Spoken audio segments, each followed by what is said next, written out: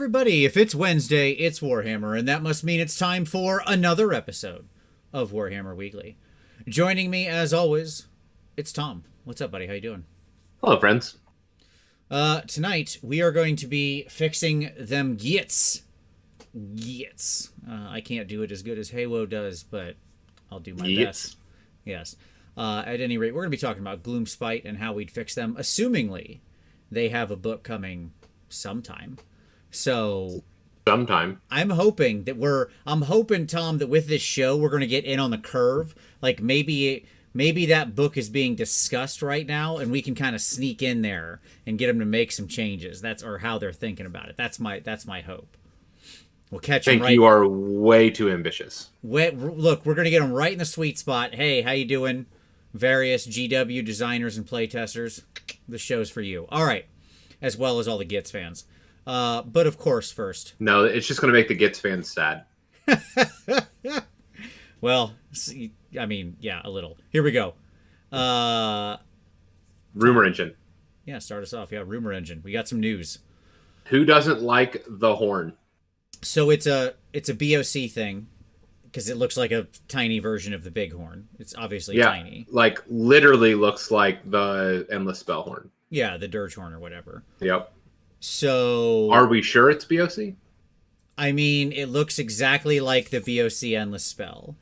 So I'm going to say that that's a reasonable assumption. Okay. And then the question becomes, so if it is, but it's clearly tiny because you can see that it's tied to a thing with a rope and you can see the paint line across it. So we are like way zoomed in here. Okay. So what is this thing? Well, it's not a terrain piece. Okay. I mean, you say that, but it easily could be. I understand that.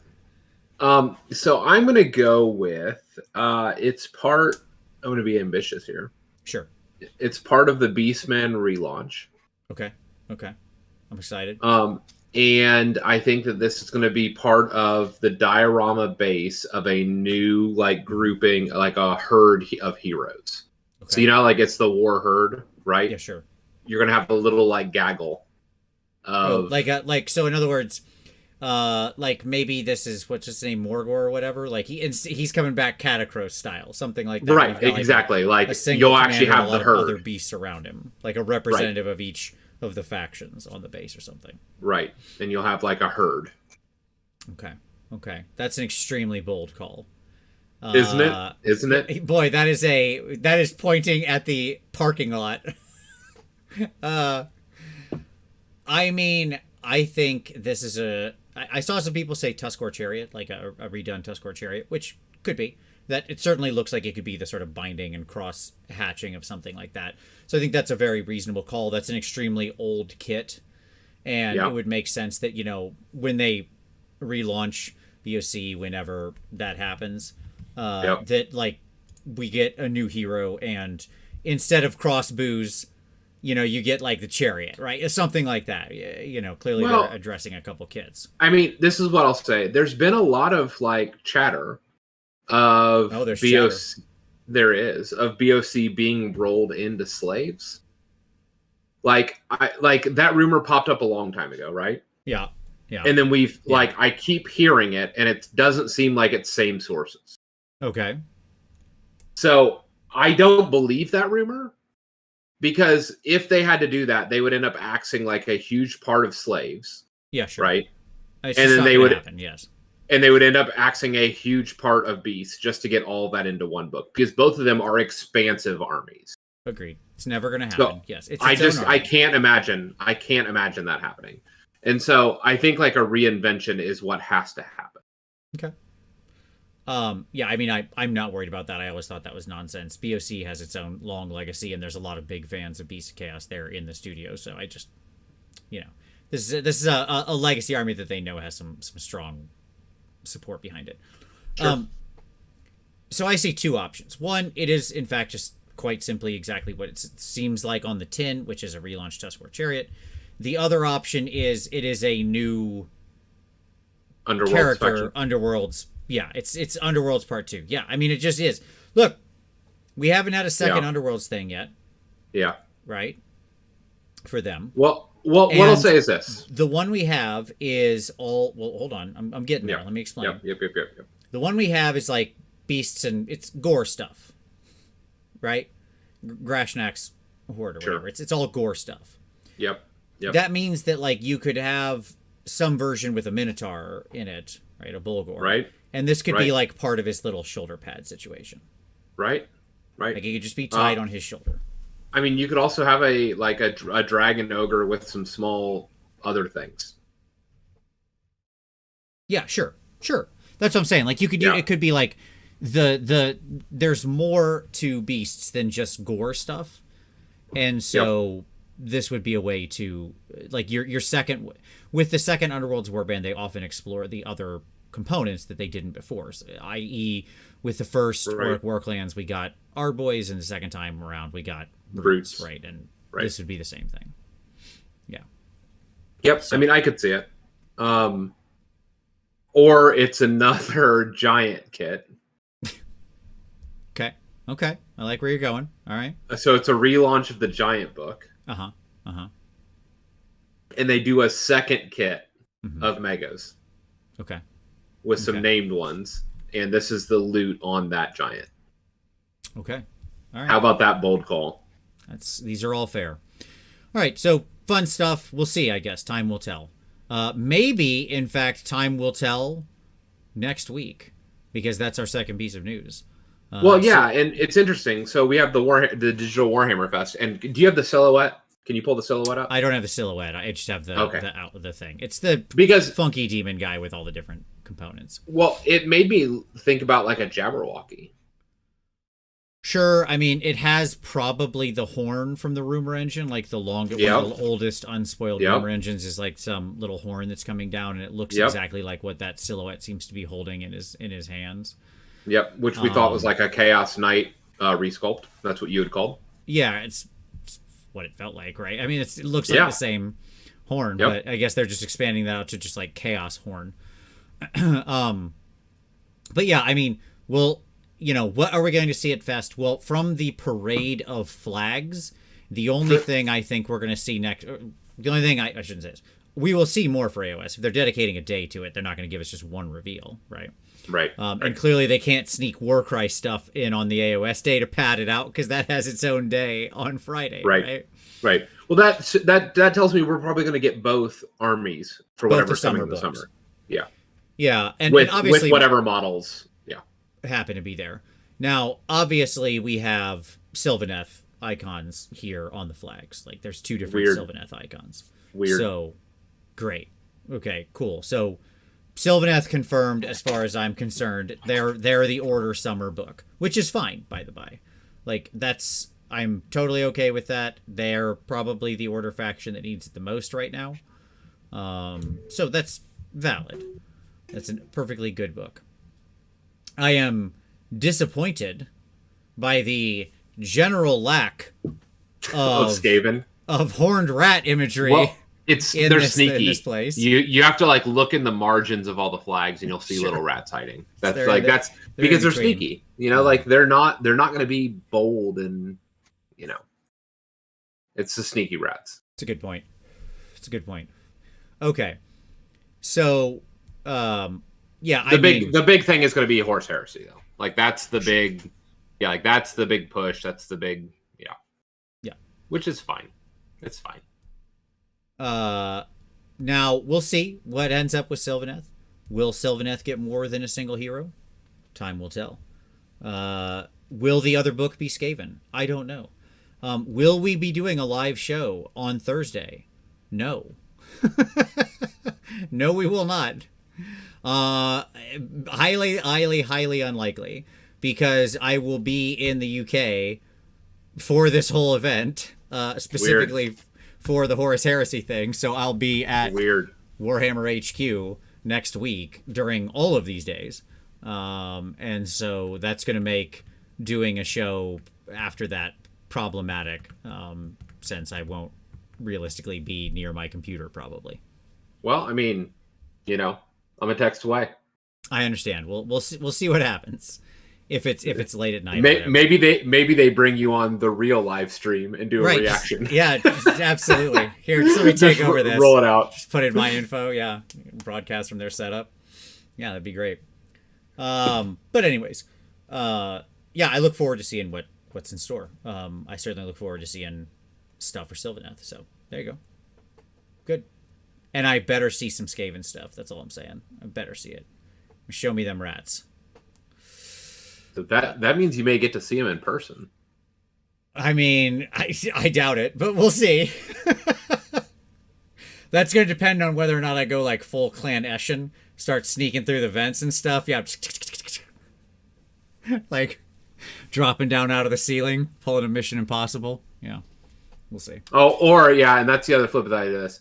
Is it just becomes the Tyler and Tom show next week? Yeah, sure, absolutely. Yes, with the that would require me to give one of you access to all the stuff that makes this show run, which seems unlikely. Oh, really? All right. So, what's next on our news? Let me pull it up. I had it up just a minute ago. Doc previews, like coming out of nowhere, coming swinging. We got a bunch of doc previews with a bunch of changes to the abilities that aren't surprising at all. No, the blood rights table all the looks rerolls, exactly how I expected it to be. All the rerolls became bonuses. Right. Just down the line. Yeah, like I assume there are a bunch of other things beside that, because so far we're still in this could have been FAQ territory. Yeah, it's interesting. It makes me wonder what's going to happen to the Witch Brew. Because Witch Brew inherently is like it was reroll wounds.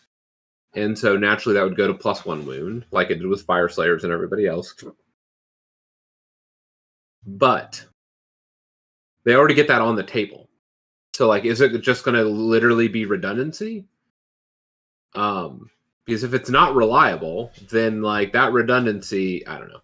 It just could be a completely new effect. I mean, could still be Battle Shock immunity, of course. It's true. It's true. I would expect that side to stay, and it's still valuable. Yeah, so. That's true.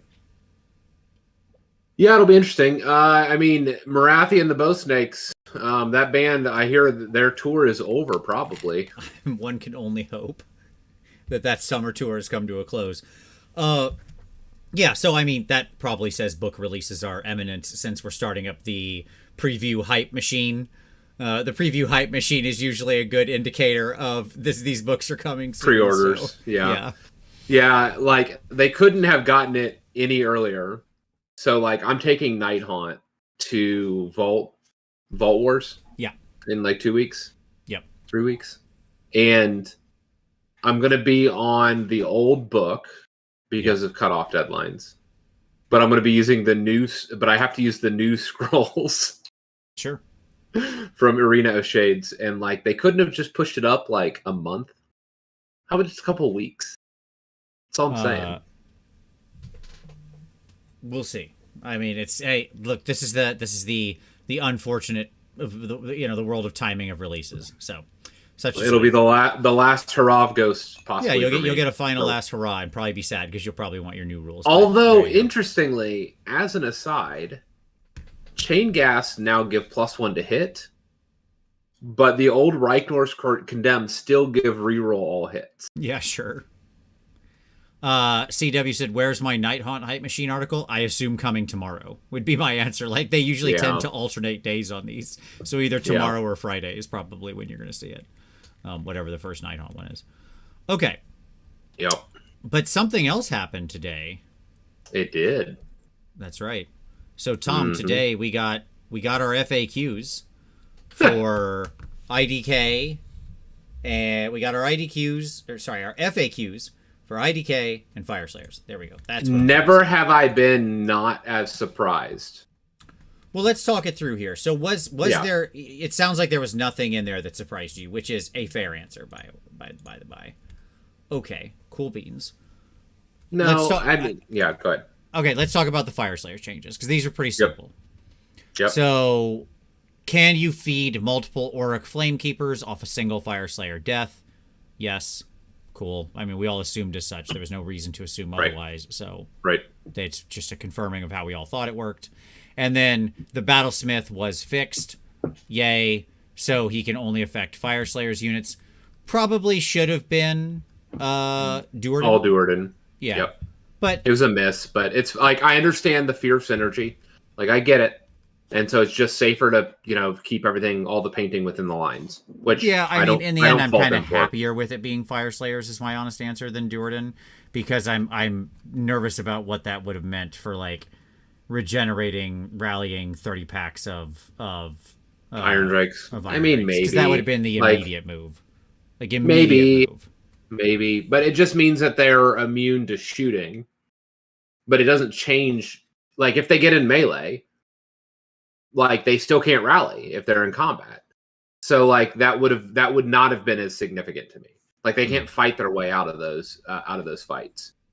And there's not a lot else that would have actually, like, been significant. There's nothing in KO where that would have been meaningful.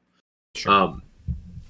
So it would have just been interesting to me. It's unfortunate that they went that route, but I totally understand why. Yeah, I think it's a safer route. I'm happier with it. It's probably the right answer in the end. Yeah. Okay. We also had the IDK items. Yes, there were also some core book changes. We'll get to those. Don't worry. Okay. Yes, the answer of the Seraphon changes were the most important. Hey, if you're a Path to Glory player, you didn't know how to do that. That's what's there. So IDK. With Tsunami of Terror, can I affect the same unit multiple times? So Tsunami of Terror is the aspect of the Sea spell that basically rips off... Choose 3 units. Yeah, well, D3 units, yes. Yeah, D3, basically choose off one of their save. It increases your Ren by 1, however you want to think about it. And, we had talked about it, of, like, you can machine gun a unit into the ground to basically unarmor them. Yep. And... they're like, yep. And as we were talking about it, we were like, well, we're not sure this will stick. Will they get to do this? Answer, yes. You can, in fact, with that aspect of the sea, just machine gun on a single unit and be like, if you roll that 3 on the D3, neg 3 to save. It's the same reason why... it's the same reason why Lumineth can take a unit of Wardens or whatever and throw them 18 inches up the field. Sure. They're like, here, choke on this. Right? Like... Yep. So cool. Okay. What else was in the IDK one? Of course, the Achillean King answer. This is the way it should have come down. I'm glad it did. It's not what it says in the text, but hey, cool, good. I'm glad these things work like this. Yep. Not complaining about it. But no, you can only ever activate, like, the Lord of Tides ability once, regardless of the number of Achillean Kings. So which... Let's be honest. Do they really need that many first strike combat bases? No, because 3 is already too many. Right. So that's fine. I'm glad we just stopped at 3. I'm okay with that. It's fine. For the whole army. It's fine. There was a clarification on what happens if you use the thing that lets you set up another shipwreck. Yes, you have to do this. Yep. Do it in the same way, blah, blah, blah. Dom Hain got better. Somehow this is true. Somehow Dom Hain got better, because Dom Hain already lets you take your Namarti, charge, fight, kill, charge, fight, kill. Right, that's already happening all the time. But that was if you went first in the round. If you go second, instead, what you got is the whole, like, you can redeploy 3 units. Right. Well, then the problem with every time they write silly things like that is they never bother to answer the question of, wait, do all 3 units have to be in range of an enemy at the same time? Yep. And so they could have answered it with just, yes, all 3 units have to be in range when you decide to answer this. That making it sort of a still making it a single response. But instead, nope, that's not how it changed. Dom Hain just gets to redeploy 3 times in the enemy movement phase, just whenever they want. So they can do it, and then later on more people move, and then they can do it, and then they can do it. So, hey, fantastic. Just keep redeploying. Way better. Awesome. Way better. Obviously, you still can't issue it to the same unit twice. Sure. Because no part of the rule Same breaks base. the multiple receiving of a command ability, Yep. but you can issue the order 3 times. So yeah. So that's cool. I guess that's what I would say. And then they cleaned up some keywording, like both the aspects of the Sea and Storm became Totems, and the appropriate people got the Deep Mare, and then Yep. Brotan got even stronger. You thought Lotan was just good? No, he's great. Because they changed his ability to once you can per cheat battle. phases. Yes, if this unit's on the battlefield at the start of your hero phase, you can pick 1 ritual from the Ishran Rituals table and 1 friendly item of Deepkin unit wholly within 12 until your next hero phase. The unit you picked is affected by that ritual. In addition to any others, it is affected by even if the Tides of Death ability required for that ritual does not apply. Meaning you can break out of sequence, because normally he could just sort of grant it. Right. But it had to be like the ritual you did. It had to match the sequence. It had to match the way it sort of read before. We all interpreted it, I should say, was that you still had to match the current tides round. Good stuff. He was like mocked as one of the worst, right? Like he was a punchline. Yeah, he was a punchline. He was the punchline. No longer. This is true. This is absolutely true. He's back on top now. And then there were a few core rules updates as well. Specifically to the most relevant one I think we should talk about is a very funny one that if you use the @double command to set your run at 6 effectively, what happens to other things that affect your run? And it said those are ignored. The answer was all other effects are ignored. So what that would mean, bonuses to run and also penalties. And indeed. Right? So, like, the Khorne Demon Prince that has run and charges, or Skaven abilities that have run and charges, or whatever. There's a million abilities that have runs, right? Or something like that, or that are minus to run or plus to run or whatever. All of those just don't apply now. You just run whatever you run. So it's your move plus 6. And you punch through all of those abilities when you add the double. And you just ignore all of those other negatives and positives. Which is interesting. I'm not sure that's what they intended to happen there. Well, it's a good day to be a dock player, unless that changes. Sure. Who assumingly still has a bunch of run and charge built in, yeah. Because now you can just fly through all of that stuff and move right up to them. Yeah. Because you've got built-in +1 to run at turn 1 and built-in +1 to charge on turn 2, baby. So, and many of your units have built-in run and charge. So there you go. They seem like a good, firm answer to that Demon Prince. Indeed. Go carve that dude up. That's for sure. So, okay. Like, I guess I would say my answer would be fine. It doesn't break the game or anything. It's not the biggest deal. Sure. But my question would be, is that what you meant to happen? Like, that doesn't feel like, I just realized I had this shrunk too much. Or too big, rather. Is that really what you meant to happen? It feels like probably not. But I guess we'll see. Consequences. They would also ignore the +1. Yeah, that's correct. OPTT would route. Yes, they would ignore the +1, but they would still just punch through it, right? They would still be able to run and charge later because that's not affecting the run. That's affecting the charge. That's the point. My point was more you can run them straight up to 3 inches away and then charge confidently and then charge, and you'll still get your +1 to charge. Yeah. Okay. Well, so there you go. That's the FAQ. That's, I think, everything of sort of value. But all right. Cool. Good stuff. Cool. The only answer I think that truly surprised me was the fact that you can machine gun the run thing was just like unasked for. I don't know where that came from. No, like the machine gun debuff. Why is that surprising? They made the exact same ruling on the Sentinel ability, which allows you to move 18 inches across the table. If that's okay. I really thought they were going to say, oops, we forgot the word different. Like, again, we have like Harkaron, which like, you know, the buff strips all saves, right, on the target that you cast. This is, you know, like on a D3, you know, a third chance that it does the same functionally for most units. At Like, a longer range on a much stronger spellcasting body. I understand. Like a Stonehorn body. But we are talking about elven armies. I understand. I'm just saying, in your example of the acid Ichor right. out of Harkuron or Anvilguard that strips armor saves. Right. Which is great. Don't get me wrong. It's a good spell. Is like an 8-inch range that a sorceress or somebody like that is going to cast, right? Sure. As opposed to a flying Stonehorn with rerollable casts. That teleports. Yeah. So. It's a thing. You know. At any rate.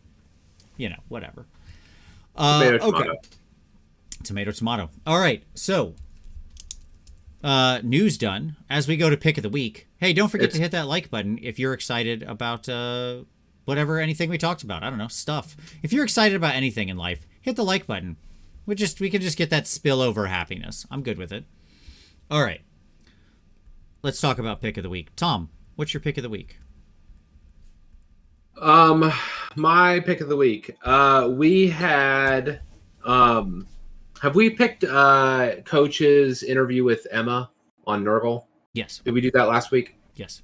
I wasn't on the show last week, so I'm going to pick that one. You can say it again. It's okay. It's fine. Yeah. It was a good So interview. for those that didn't catch it, Emma did a wonderful interview with Coach on Nurgle and how she played her list. I would encourage you to check it out.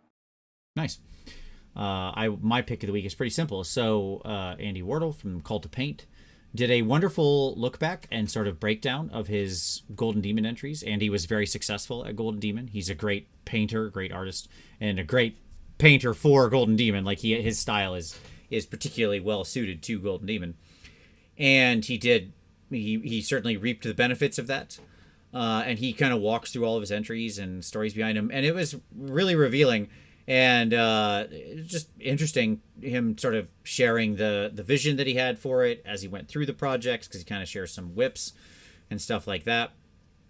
So check out that video. It's a really nice retrospective on his entries and the journey he went through with them and everything like that. And I really enjoyed it. And, you know, I don't want to spoil it, but there's truly a heartbreaking moment that happens in the video where, like, as he's going through the whips, and I've felt it as somebody who's worked on competition pieces and know what that is. So yeah, it's worth a watch.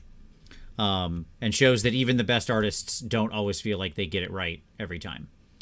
Okay, cool. Let's do some hobby time, man. Tom, what are you working on, man? What's on your desk? What do you want to share with everybody? What you been painting? I'm still doing corn. Okay. I slowed up a little bit, and so now I'm working on an aspiring Deathbringer. I've been working on leather. So I'm getting close. We're almost there. So not there yet, but I want this commission done. I'm ready for that. Sure.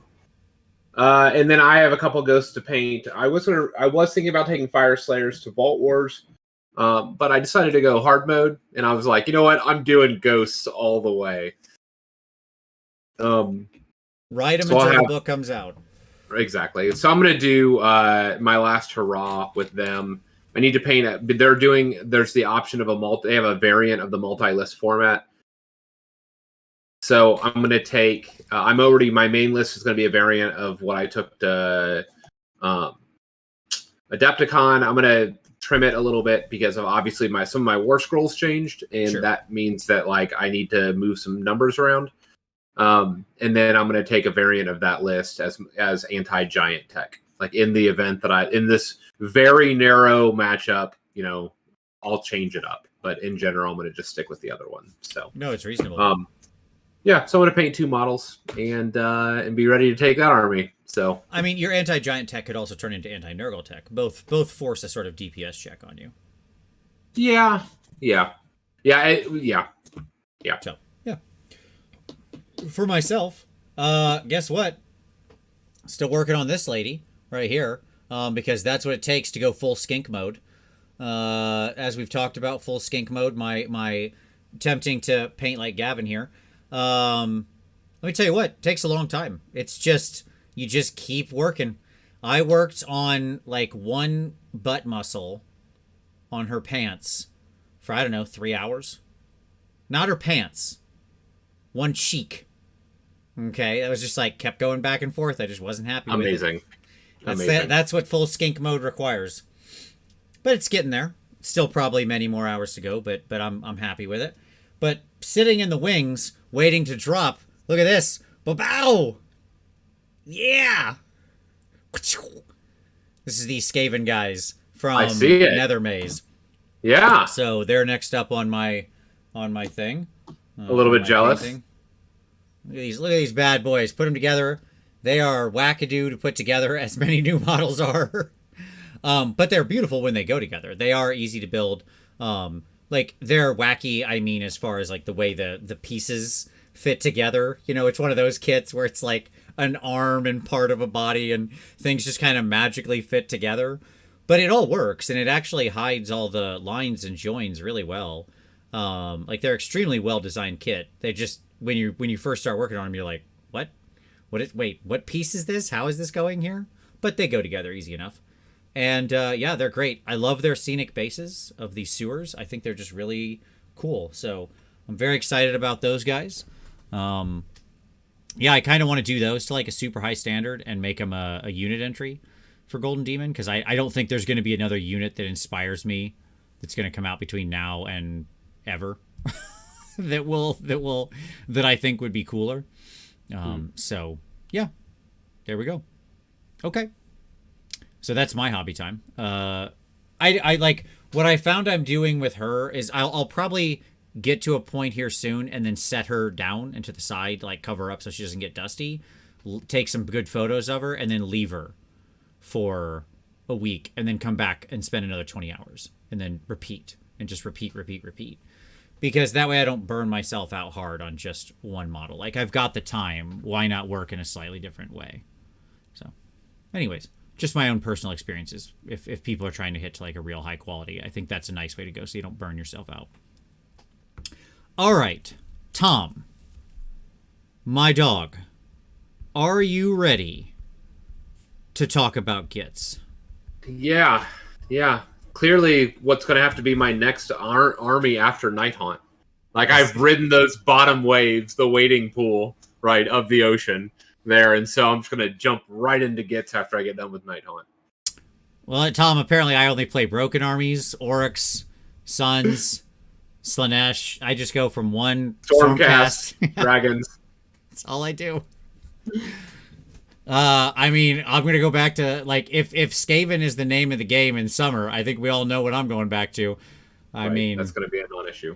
Which will mean I'll have to paint new Skaven, but okay, so what? I mean, sounds great. I'll say this, if they release a nice rat kit, like, I will do an all-rat army. Like, not Skaven, let's be very clear, like an all-molder rat army. Just giant rats everywhere. Just giant rats, all of them. Giant rat carpet, yeah, okay. Yeah. At any rate, so, Gitz. Fixing Gloomspite Gitz. Gitz. I wanted to start with the problem summary. So when I do my business cases and things for work, we always start with a problem statement. Yep. And this is the most troubled army of It's so AOS. Bad. Like, over the weekend, I think Ben Johnson took Gitz. Okay. Because he was running, like I saw on his feed, he was running trolls. Oh, okay, sure. Like Kragnos and trolls? I don't know if it was Kragnos. I just saw, like, he had some trolls, and they were wonderfully painted. And he just made the comment about, boy, these things are swingy. It's just kind of, it was like this flippant, like, semi-shocked surprise statement. I'll have to see if I can find it on Twitter. It's amazing. No, and I was like, boy, if that doesn't summarize it from the horse's mouth, Yeah, sure. right? Sure. Like, yeah, it's a rough army right now. Yeah, and I mean, look, I'm talking about what we're looking at here is I'm going to specifically address the book as the book and the army as the army, not Gitz plus Kragnos or Trolls plus Kragnos, not with incarnates mixed in, whatever. Like, I'm aware that those things exist, but if those tools are powerful, they can still be powerful in other armies' hands. Like, other armies can make better use of that piece. Yep. Okay. And so we need to make sure the book itself works in and of itself. Okay. Go ahead. The exact quote was, "Great day at the Warhammer World Team event." This is in April 23rd. "Trogs are so much fun, but boy, do you need a little luck with them." Yeah, sure. Yeah. Yep. All right. So Gitz have suffered since their initial release. They've never been strong. This is also famously Tom and I's greatest misprediction, because we thought that Boingrot Bounders were going to be a lot more powerful than they were. Than they ended up being. No, you're right. You're right. They did not move the needle at all. Yep.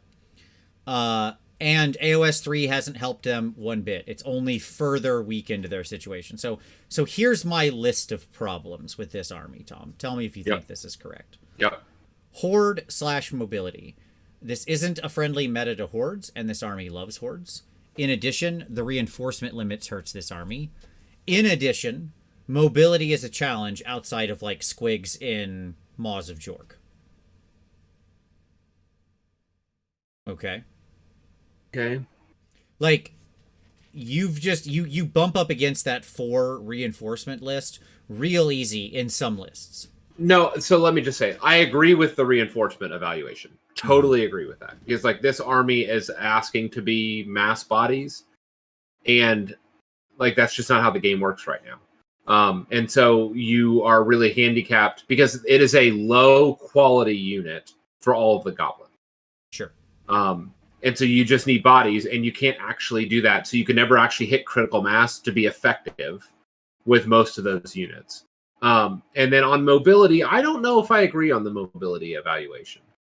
Because you can, like, there's a lot of high mobility units. There's reliable teleporting. Outside of what? Whoa, reliable teleporting. No, there is a teleport. It is a spell. Yeah. No spell is reliable. Not in a world especially with their spellcasters. They do not have good spellcasters. I understand that, but the reality is that, like, people have been having a lot of luck running with a wizard shaman with the as a general with the rerollable cast. They have a teleport spell. Right. That does not solve a mobility problem. And yes, you're right. They have a deep striker. They have, like, they can have a plus. Are you counting the Skitterstrand of Ragnarok as their deep striker? Yes. It is a deep striker. Okay, sure. I'm not saying it's a good one, but I'm saying they have one. Good. Yeah, sure. The rules exist. That's fine. Like, they have some mobility. That's what I'm like. They are not They are not Fire Slayers. They're not running around on a 4-inch move as the entire army. That's just not what this army is. Sure, that's fine. It's like, okay, yeah, you're right. Most of the army's on a 5-inch move. There we go. We're good to go. I mean, like, that's why I said outside of squigs. Because, yes, squigs in Maws of Jork, like, outside of that, they're fairly bad. But inside of Maws of Jork, you can end up with, like, 3d6, reroll, plus certain bonuses. Sure. Okay. Sure. So, like, that ends up usually being quite a decent move value. Yeah. Right. But it can also not be. That's the problem. Even their good move is still swingy, random. Right. Crap. Right. No, I agree with that. Yep. But at least it's not 2d6.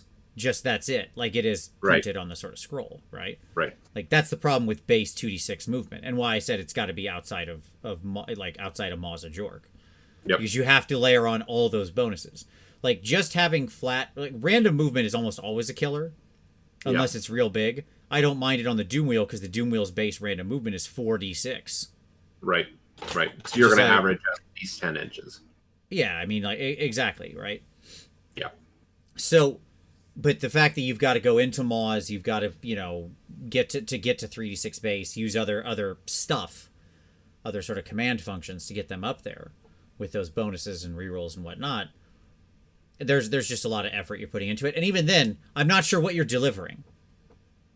Okay. Like, right. And I don't disagree with, like, which leads to my next item, which is damage.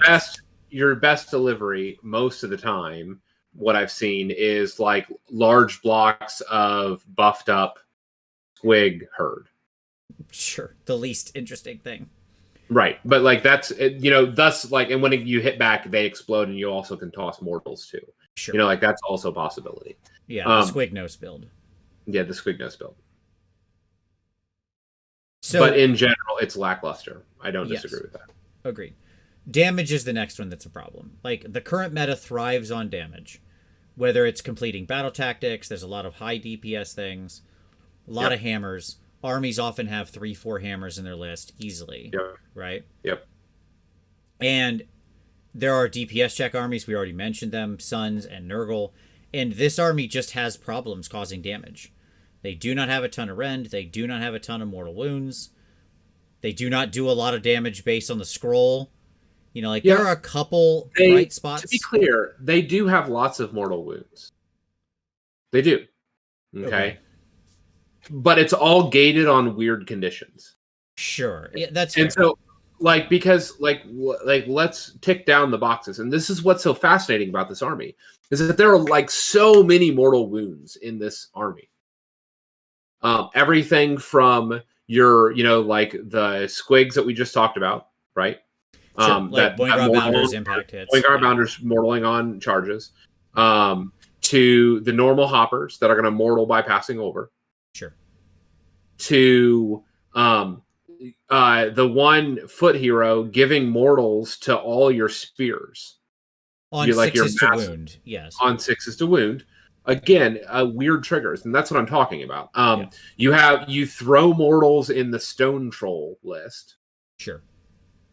There's a bunch of weird mortal options, like, and obviously spider bites and stuff like all that. the spider bites, mortal on 6s to hit.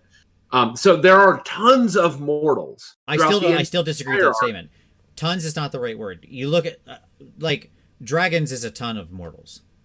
Like, it's a ton of mortals delivered. There are a ton of options for mortals. Yes, there are lots of little mortal wounds that you have options for, but none of them are moving the world.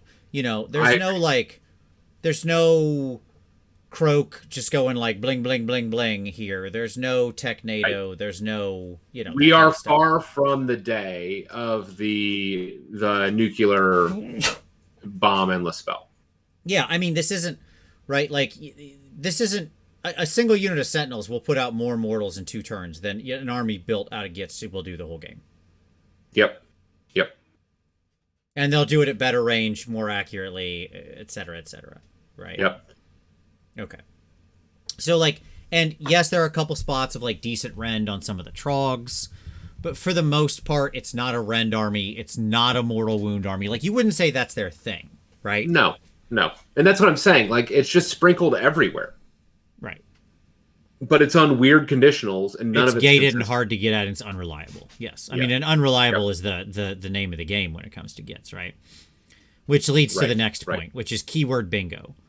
Like, you know, I thought about this a lot as I was thinking about the army and how and fixing it as I was, like, how it was supposed to play. Yeah, this feels like it's supposed to be the Johnny army of destruction, right? Yep. So Johnny is your combo, your synergy, your clever army, your tricksy army, right? Where, there you go, everybody. The dogs are with me tonight, so hit like for dogs. And they're being quiet because my wife's not here for the one to bark at. So they're supposed to be the one that's cunning but brutal, right? That's the right. That's the thing you would expect, right? Orcs are the just straight up brutality, where you can just smash your way in there, like Timmy style. You can YOLO and go. I did that the weekend. I played a game against Lumineth. I ran some Kragnos Ironjaws, and we YOLO'd hard, and then there was no more elves. So that's what happened there. But that doesn't feel like how this army should play. No. It should be synergistic, clever. You've got to use the pieces and parts you've got right to make them punch above their weight, and so on and so forth. And that's just not the book that got written. No. All sorts of things are like really weirdly gated, locked off. This can't buff that, even though it would make obvious sense, and so on and so forth. Right? Levi said that seems to have shifted to Cruel Boys. Yeah, I mean, you're not wrong. Cruel Boys are encroaching on their space here to a degree. Cruel Boys was another bite at that apple. Yeah, it was. But I've actually got a way we can give this book its own personality, and I'll talk about that as we go into solutions. I think I have an idea here on how to make this thematically distinct from Cruel Boys. Drugs. Okay? No, I mean, sure. I don't care with that. Sure, let people huff some weird mushrooms and stuff. Yeah, that's cool. But that's not a theme. That's a ephemera. Okay. And then finally, defense. Like, the army can generate a decent wound count, but otherwise lacks any traditional defense mechanisms and is easily just lifted off the table in the high damage meta. It is a low value wounds. Yeah, all your wounds are low value, right? Yes. I mean, so much of your army in the current meta of like high rend, high damage, your units it's pick up your toys, mate. Yeah. That's it. Yeah. So. And there's just not a lot of units that they have that can do that. Like, trolls are maybe supposed to be that. Like, what I'll say is this. Trolls, I think, are an interesting option in the meta, like the stone trolls particularly, are an interesting option in the world where we have rally now. Because they will often fight themselves out of combat and then have the option of rallying very high value wounds back onto the table. Sure. Now, I mean, I think that's why most of what people play right now, like the trolls are the current standout in the sort of current elite world, because trolls plus Kragnos, something like that, or the Squignos list we've seen a few times, are kind of what people have defaulted to. That's sort of the play if you're going to take a run at this at all. Right. Yeah. It's like your best of a bunch of bad options, right? But again, one reason why that works for trolls is that there's actually some value in defense there. Yeah, sure. It's one of the few units that can actually take a punch, a legitimate punch. Yeah. Yeah, sure. Yeah. And then I've got my fun fact at the bottom. Fun fact, the Chaos Dreadhold has had the same number of battle tomes as Gloomspite Gitz. You love that factoid. I love that factoid. You have trotted that out so many times to me. Because it makes me laugh. So, as you've pointed out, technically, if you want to get real persnickety about it, the Chaos Dreadhold actually has more battle tomes than Gitz, because the Chaos Dreadhold does show up in a second book later. Dominion of Chaos, but that isn't called Chaos Dreadhold, which this book is. Right, but it's like if Chaos we're going to count that, we'd have to also count. 2.0. Yes, but then we'd also have to count like the Broken Realms book that had all this stuff in it, and they would remain. Yeah, I guess so. So, there you go. So yes, they're equal no matter how you cut it, pedantic or not. Let's do some quick stats. Stats, as always, are courtesy of Ziggy, Warhammer Rob, and the TSN Stat Center. Thank you, gentlemen, for all your amazing work. It's not hard to find the Gloomspite Gitz on these charts, by the way. As I was looking through this isn't going to be a huge stats breakdown because I want to focus on the fixing. But it wasn't hard to find Gloomspite on any of these Power BI charts. I just looked at the bottom. Right. On all of them. On all of them. It is shocking. If they weren't the very bottom army on almost every chart, it was because somebody was tied with them, and by some rounding, they ended up in second place. Like, they would both be the bottom, and like numerically on the screen displayed exactly the same. No difference between the two. So they could have flip-flopped them, right? There was probably just like a slight rounding deeper in the numbers that put them up. Or alphabetically they were before that, if that's how it's sorting. The only exception was when you go the most recent, like 3.1, Nighthaunt drops to the bottom. But they're still in like the top 3 or bottom 3 or 4. Yeah. Yeah, this is since all of 3.0. Yeah, that's what these stats are. Okay. So, 33% win rate. Not great. Not great. No, this is, I think, it depends on whether you cut it 3.0, 3.1, or 3.2. I'm going for maximum data here since there was no like there's been no actual change to Gloomspite that would have mattered throughout all of 3.0, so we're just taking the holistic data. Right. So 33% over all of 3.0, so that's since launch last summer. Ouch. Like, they are lower by a margin. Like 5 points off of their next competitor. That's an oof. That's an oof. Yep. So, okay. So they don't win games. So that's fine. Okay. Let's talk about their positive win rate potential. So your positive win rate potential is is the percentage of armies that have gone 3-2 or better, right? So it's kind of an analysis of going 3-2 or better. How many of all the lists that have played have ended up with a final record of 3-2, 4-1, or 5-0. That's basically what this is looking at. Yep. The average here being 49%. Gloomspite Gitz, again, coming in right at the bottom of the chart. Easy to find. 21%. 2-1. Wow. That means, roughly, 80% of the Gloomspite Gitz armies that have been played in tournaments since the launch of 3rd edition have gone 2-1, 1-4, or 0-5. 80%. Yeah, 80%. That's a lot. Yeah. Poor guys. Hey, Coach. Coach said he went 3-0 last month with Gitz. That doesn't count. 3-0. That's not a 2-day. What is that? That's nothing. It's nothing. RTT. That's nothing. That's not in this data Coach, set. we all know that doesn't count. No, it's fine. Good stuff, Coach. Well done. Way to break the meta. But no, I mean, obviously it speaks to the general toughness of this army, right? They're in a rough spot. These two stats are here just to reinforce my problem statement of this army is in a rough spot, which I think is prima facie obvious if you've ever played this army or against this army. Yep. Okay. Let's get into the next question. Can we fix it? Behold the power of my Photoshop skills. I mean, it's pretty classy. Thank you. I was particularly proud of Bob himself there. I thought that was pretty good. That was a pretty good little change there. That came out all right. So at any rate, yes, can we fix this train wreck? Okay, let's find out. Starting principles.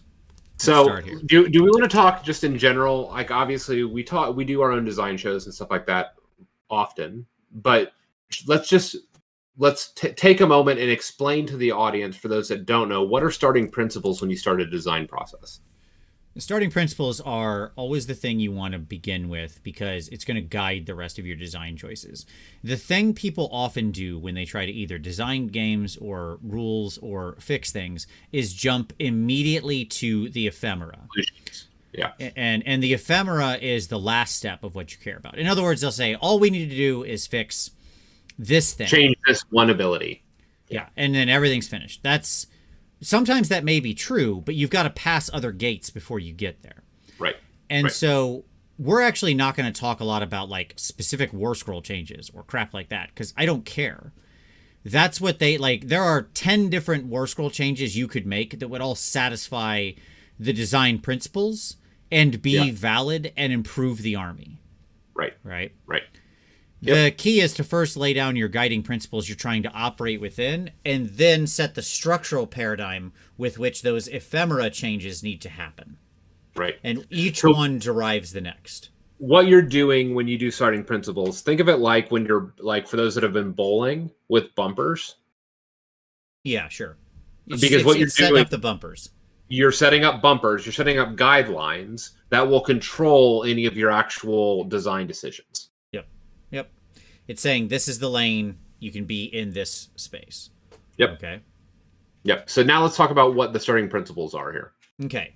So starting principle number 1 is this is supposed to be a Johnny synergistic, combo-y army, so we're going to remove the keyword bingo, right? It needs to not be like that. I consider that keyword bingo to be a thematic failing of the book. Yeah. Okay. The book is militating against the actual character of the book. Correct. Yes, exactly. Right? Because what you would think you would want is a mixed arms force of a lot of different things interestingly working together in different potential power pairs and synergies and combo options and methods of deployment of your abilities. And you occasionally get glimpses of this. So, for example, the way that the Horde units work with the the boss, right? Sure. Because he gives them mortal wounds, and then you add the Squig Snufflers, add a bonus attack, and suddenly you have like a really interesting set of combo with those 3 units. Right. That's how the whole army should be functioning. Right. But right now, you have to choose. You end up having to choose a sub-faction in order for any synergies to work at all, and you have to leave all of the other sub-factions out.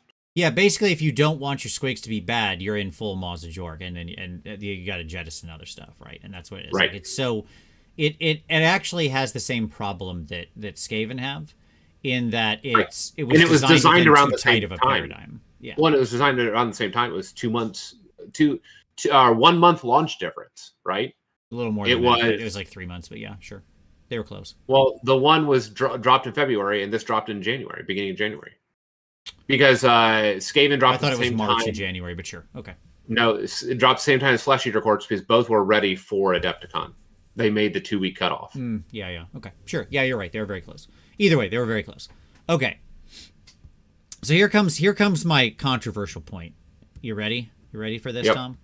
Yep. This army has always had like a chaotic, wild feeling, right? Going back to the earliest Warhammer Fantasy battles, goblins are wild and crazy and all those kinds of things. Yep. And I'm going to mention this on a later slide, but I'll bring it up here.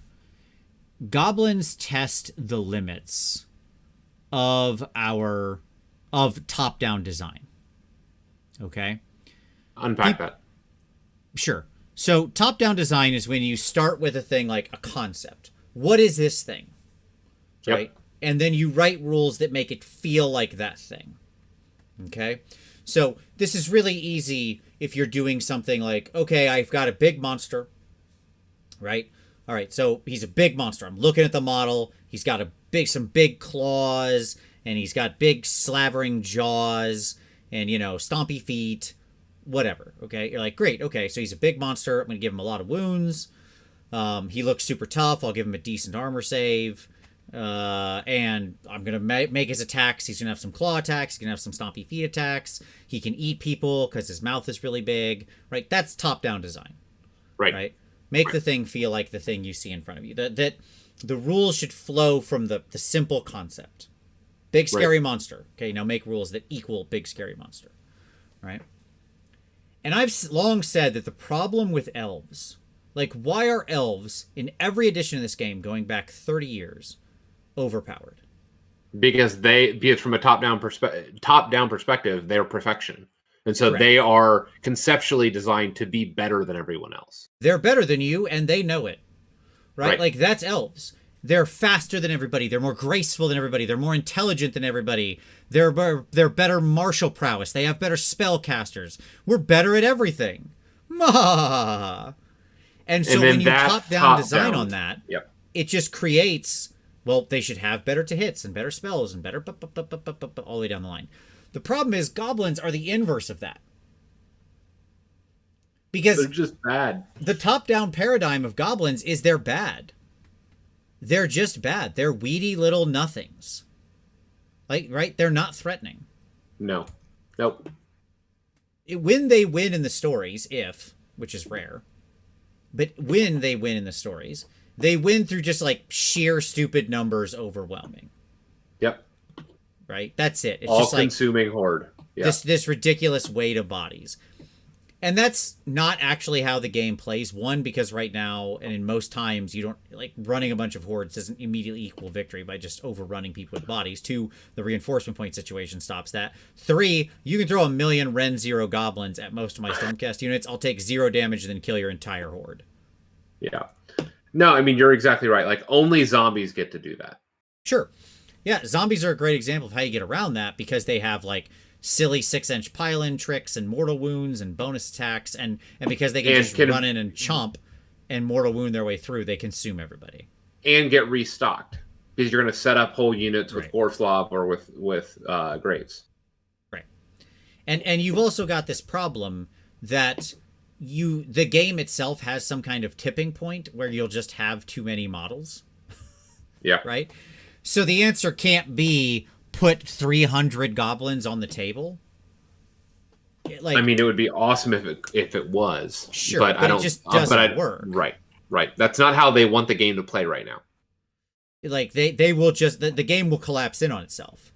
Right? Like a white dwarf star, because it's just too many models. The enemy movement phase and pile-ins are going to take 18 million years. You just never finish games. Where'd you get to? Top of 2? In 3 hours? Oh, great. Awesome, right? Like, the game just has some kind of breaking point on the number of models you can actually utilize. Okay. So I've got an idea, Tom. You ready? I thought about this. I've mentioned this in previous shows. Yep. Let's just let them... Let's make Be one bad. of the ways you can play this army is they're just bad. They're just bad at all of the normal things that actually win games. Okay? Like, they're not good at doing a bunch of damage or being maybe mobile is the one thing we give them sometimes. We'll talk about that in a minute. Yep. They're not defensive. They're not offensive. They're not defensive. They don't have traditional hammers. They don't have traditional anvils. They're bad. They're goblins. They're weedy little idiots. Okay? Yep. But in fact, let's let that be their strategy. Okay? Like, are you talking about the tactic that I employed of bullshit go? No, not necessarily. Okay. Like, because of the way you win in this game right now, you actually could make an army that's bad at those fundamentals, but still actually very good at winning games. Because there's a difference between being good on the tabletop, i.e. killing units and withstanding enemy unit attacks and stuff like that, and winning games. Certainly. Okay. Because if objective play is not tied to the standard metrics, for example. Objective play and battle tactics. Yeah. Okay. Yep. So what if we gave them options to screw around with either the core battle tactics or their own battle tactics, or make it so basically they could very easily complete battle tactics. Like, that's actually part of their strat. Now, this would rely on, by the way, Here you go. Cheat to win. Cheat to win. Yeah, exactly. Yeah, and now you can redo any battle tactic that you've already done. Like, Gloomspite, almost by default, walks into games getting its 5 battle tactics and its grand strat. Okay? Just slam dunkathon. Right? Sure. They're starting at 13 points. Okay? Yeah. Yep. Right? You could do that. You could. That would be easy to design. Yeah. And that would be an advantage to them. By the way, they're shrinking the space to do this by printing stupid battle tactics and grand strats in everybody else's books, which they shouldn't have done. I repeat this, right? It should have been like a thing that they reserved for special armies like this that they want to make bad but still have game, and that's a way to do it. But because we decided to print these dumb things, now they're just out in the world, making the game actively worse. Can't wait to see everybody next week. So, my point is that, like, it could be an interesting way, one path to victory. I'm not implying that that's the only method. I'm implying that certain builds could lean into that. Certainly. All right. So, as I said, this army remains Johnny. Let's break down the barriers, right? And ultimately, it should be about encouraging clever play and using units well. Like, part of what I am saying is this army will have a higher skill floor than its destruction counterparts. Yeah. Yeah. Okay. I mean, like I'm thinking about like KO is not necessarily a great example, but KO has a higher skill floor. Like you play on a knife edge, if you make a mistake, you lose. Like there's just no way around it. And you could easily create a destruction army that has a similar skill floor where you have to play smart, and if you don't, you just don't win. Yeah, sure. Like Suns and Iron Jaws, their skill floor it's not just on the floor, it's in the basement. You got to dig down. You got to do some archaeology to find that skill floor. It's so low. You just push forward. Right? And so, but I think it can be interesting to have an army within the destruction paradigm that has a higher skill floor. And by the way, the flip side of that is it rewards skilled play. Right. What I would actually love to see them be is the IDK of destruction. Ooh, wouldn't that be neat? Right? Yeah. Lots of tools spread across the army. Solutions for most problems. Yeah. And yes, Autumn, I'm not worried. Nobody gets angry at me for criticizing. Nobody at GW has ever been mean to me. I have a very friendly relationship with everybody. I get along with everybody at GW. I've always given them honest feedback, and I don't think they would expect any less. And they're generally very open and receptive of it. Like to pull back the curtain for a second and be honest with everybody, just to answer that question. Everybody I've met from the design studio and who works in this game is legitimately wonderful, nice, amazing, hardworking people who are very open to feedback. They always have been, and they should be. Especially like we're lucky. We're very lucky that we are shepherded by the group of people they do. And just because some of the choices that are made and the way those things manifest in games isn't always the best, doesn't mean that those people are any less for it. Because every one of them in their hearts wants to make a great game. So, there you go. Okay. And that's not blowing smoke. That's absolutely true. And I will continue to criticize vis-a-vis much of this document. Okay. So, let's get into, there you go. Yeah, generic abilities. All right, Step 1, it's fixed a bad moon. Right? Like, is this the most ridiculous allegiance ability? The actual army mechanic? Yeah.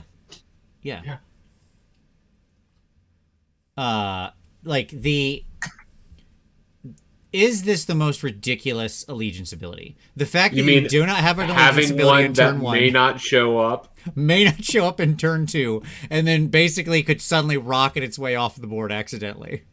And it's like, peace out! Good luck! The moon is like its own player, and it's like, I'm out! You're on your own today. It's like a team's game where your partner is very unreliable. Right. I don't know what fix in this context means. There could be 10 different ways you could fix it, right? So we could, for example, weaken some of the abilities or make it more of a choice of the abilities you want on. Like pick X abilities from the table below and they're on. Think like Cruel Boys do this, right? Because they can pick their dirty tactics. And the moon could just be present the whole game. Like, that's what the bad moon does for your army, based on the mad ravings and mushroom-ingested prophecies of your particular leader. Well, like, so here's another possibility. Right, sure.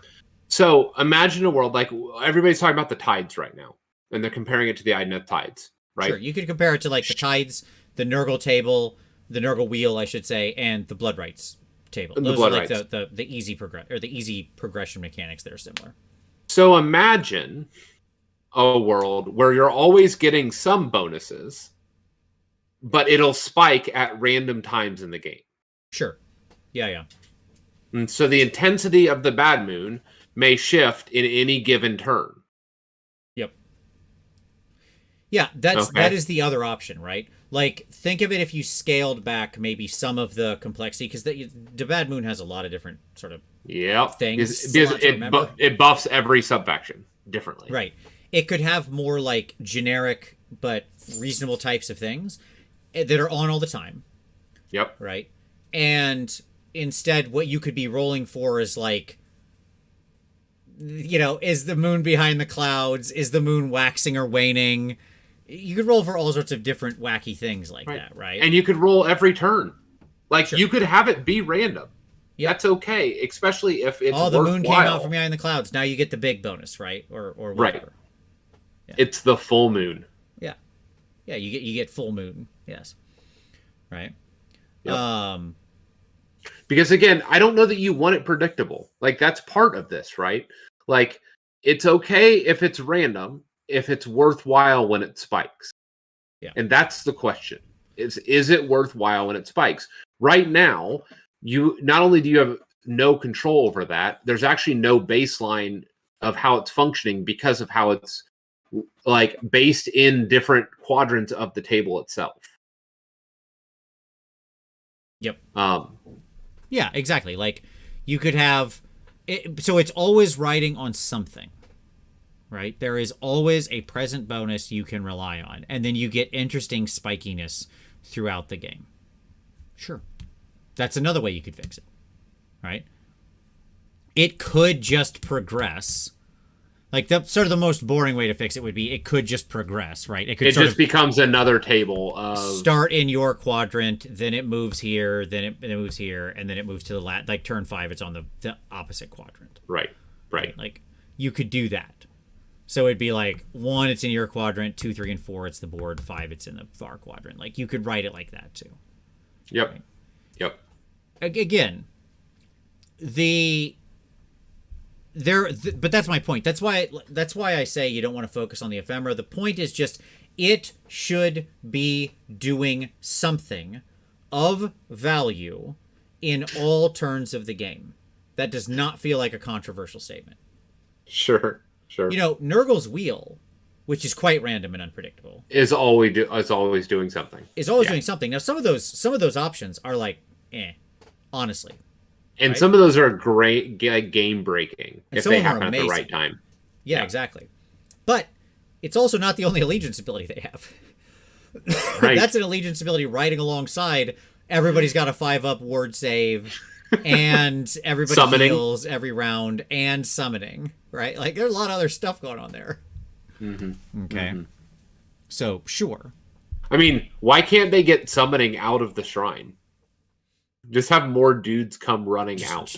The first, like destruction summoning army. Sure, having more dudes. Because I'm not keen to have more summoning armies, is my answer. I want to see less summoning. No, and I get that. But like, if there was ever any army, they're bringing a hole in the ground already. Sure. I mean... and if you played was it Gunbad? Was that the dungeon in Warhammer Online? Gundabad. That was the... Gundabad, yeah, where like you went in and like it was mass aggro and bodies everywhere and yeah, unending goblins. Sure. So real quick, Pinfeldorf says having it that random sounds more like a chaos mechanic. Oh no, my friend, come on now. Orcs and goblins are the king of randomness, like always have been. You're talking about. Do we remember Animosity? Animosity, the army that used to literally have to roll for every unit, basically, to see if it punches. With a few exceptions, to see if it actually does anything this round, and then oftentimes engaged in other random rolls when they did do something. Like these boys, this is the orcs and goblins are the destruction owners of randomness, and Skaven are the chaos owners of randomness. That's always been the case. And by the way, it makes sense. Okay. At any rate. Integrate and include sub-factions into the formal rules. Duh, they're going to do this. The thing to think about here is, remember, right now, we're relying real heavy on Maws of Jork and the Troggoth brood and all of that to do, like, a lot of work. A lot of heavy lifting. And all of that is gone. Because that's just not how sub-factions work anymore. Sub-factions are one ability. Right. So, like, all that has to be tied into the base army. Correct. So we're going to have to move some of this to scrolls, to the scrolls themselves. Yeah. So we're going to punch up the scrolls where appropriate, right? Because it's got to move out of there. Yep. Oh my God, Assistant Ref. Did I play a Squig Herder? Tom, did I play a Squig Herder in Warhammer Online? Yeah. I had 5 Squig Herders in Warhammer Online. Much to my chagrin. All leveled to every... I had 5 Squig Herders, one for every tier. So we could scenario wherever we want. Like I had a 40, 30, you get it. So I could always play in every tier with a Squig Herder if I wanted to. Yeah. It's ridiculous. Yeah, I played a Squig Herder. Okay. So, at any rate, the standardize the terrain piece. Just make that thing it's all the rules where you're just picking to restore a unit. I don't care what army you're in. Just let you pick units and restore them. Just do that. Just pick those things. Why does it need to be different? Just you can pick a unit that has some kind of keyword or something, or any off of this list. I don't care. However you want to format it. And you just can do it. You can roll and bring them back. Congratulations. There you go. That's it. Also, could we maybe have the returning not work in the goofiest way possible? Where you, like, return them, but it's at sort of the end of the turn, but then they can be within this weird range of enemies and da-da-da-da-da. How about we just roll for that when we would expect it to happen? Mm-hmm, mm-hmm. And then just bring things back. How about that? How nice would that be? It'd be pretty nice. And you just, like, if you got a unit of trolls and a unit of goblins and a unit of squigs, and you roll and just roll for the one that's destroyed. Like, great. Done. Okay. And then finally I have here, add some real allegiance abilities separate from the Bad Moon. And Arturius, I'm hoping not, or it's in progress or something. We'll see. I don't know. Who knows? Wouldn't it be nice if it was like unending hordes? Ignore reinforcement requirements. Yeah. Exactly, right? Or double the reinforcement points or whatever. I don't care. Like you can you can take it a bunch of different ways, right? As it stands, I don't think removing the reinforcement points would do anything for the army. Like, it would do nothing. It wouldn't like pop it. It wouldn't break the game. No. Yeah. Not in the least. But it would sure make list building with them a lot easier to run the list you want to run. Yeah. Yeah. So just like increase them, remove the cap, something. They're goblins. They're everywhere. These or as Brian S. said, just make it so they rally on a 2+ within 12 inches of the shrine. Sure, yeah. That would be another cool way to go, right? Yeah, exactly. Make the Loon Shrine rally people really well. Yeah. Yep. So, and then that's my other statement here is cunning plan. Make them real good at battle tactics and grand strategies and stuff like that, right? Like, they've got a cunning plan. It seems like they're losing, but no. In fact, they're gonna slapstick their way into a victory. Yeah, exactly. They just act like goofballs until they win. Ramon says if you give them unlimited reinforcement points, other people will complain. Okay, I don't care. Okay, that's fine. Other people complain about everything.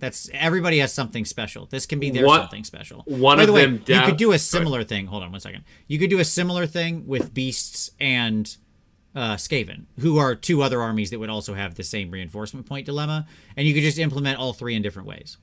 Yep. You could do something like this would be the place, by the way, to put the type of tactics of like getting your own units destroyed. Sure. Oh yeah, absolutely. Like imagine if they can turn broken ranks. Let's take broken ranks, right? Like where it's destroy an enemy battle line unit. Yep. Imagine if they had like a cunning plan that said like, replace the text of broken ranks with this. Or anytime it says an enemy unit, you can substitute a friendly unit. So you can just like run out one of your battle line units, get them killed, and be like, ha ha! Or like outrun your friends, right? Yeah. And get a unit destroyed or something. Like, yes. Like, this needs to be where that stuff exists, is in this type of army. Yep. Yep. I just think stuff like that would be super fun, right? And it would feel very in theme. Right. This is inherently the humor army. Yes. This is some of the lightest, like, most funny stuff that should be in there. Like, the world, I know everybody loves, like, getting so dark. Oh my god. It's so dark. Have you seen their hats? Yeah. Yeah. Exactly. Like, let's let there be some comedy to the world, and goblins are funny. Right. Okay, so let's... Yeah, they are... I made them as my Timmy army. Like, that's what they are. Because, like, when you play them, like, you're not expecting to be good. Right. That's not what it should be. Right. So yeah, doing things like switching battle tactic words for enemy units for friendly stuff, get your own general killed, get your own units killed, whatever, all that kind of stuff would be really fun, and it wouldn't be that hard to like rules out that kind of thing. Right? Yep. Okay. So yeah, there you go. That's kind of my take on some of the generic stuff. Anything else here, Tom? I missed, or anything else we should touch on? No, again, like the only thing that I would add is like humor. Like, I think that, like, this is the army for humor. And that needs to be, like, I would even actually push that back into starting principles. That's a good call. Is that, like, one of the starting principles should have been, like, this is the army of funny. Yeah. Yeah. This, like, it's not the only thing, but right. It can be a thread. That needs to be a tapestry has many threads, and this can be one of them that composes. Yeah, that needs to be a bumper for this army, right? Mm-hmm. Like a guideline. Yes. You should apply for the next Batman movie. If I did, I would apply to direct it. I think I would, and I would immediately edit. That was way down. Did not love that new Batman movie. So you're out of your mind. It was great. Nope. Okay, next. Not what we're talking about, because that will derail this entire conversation. All right. The split.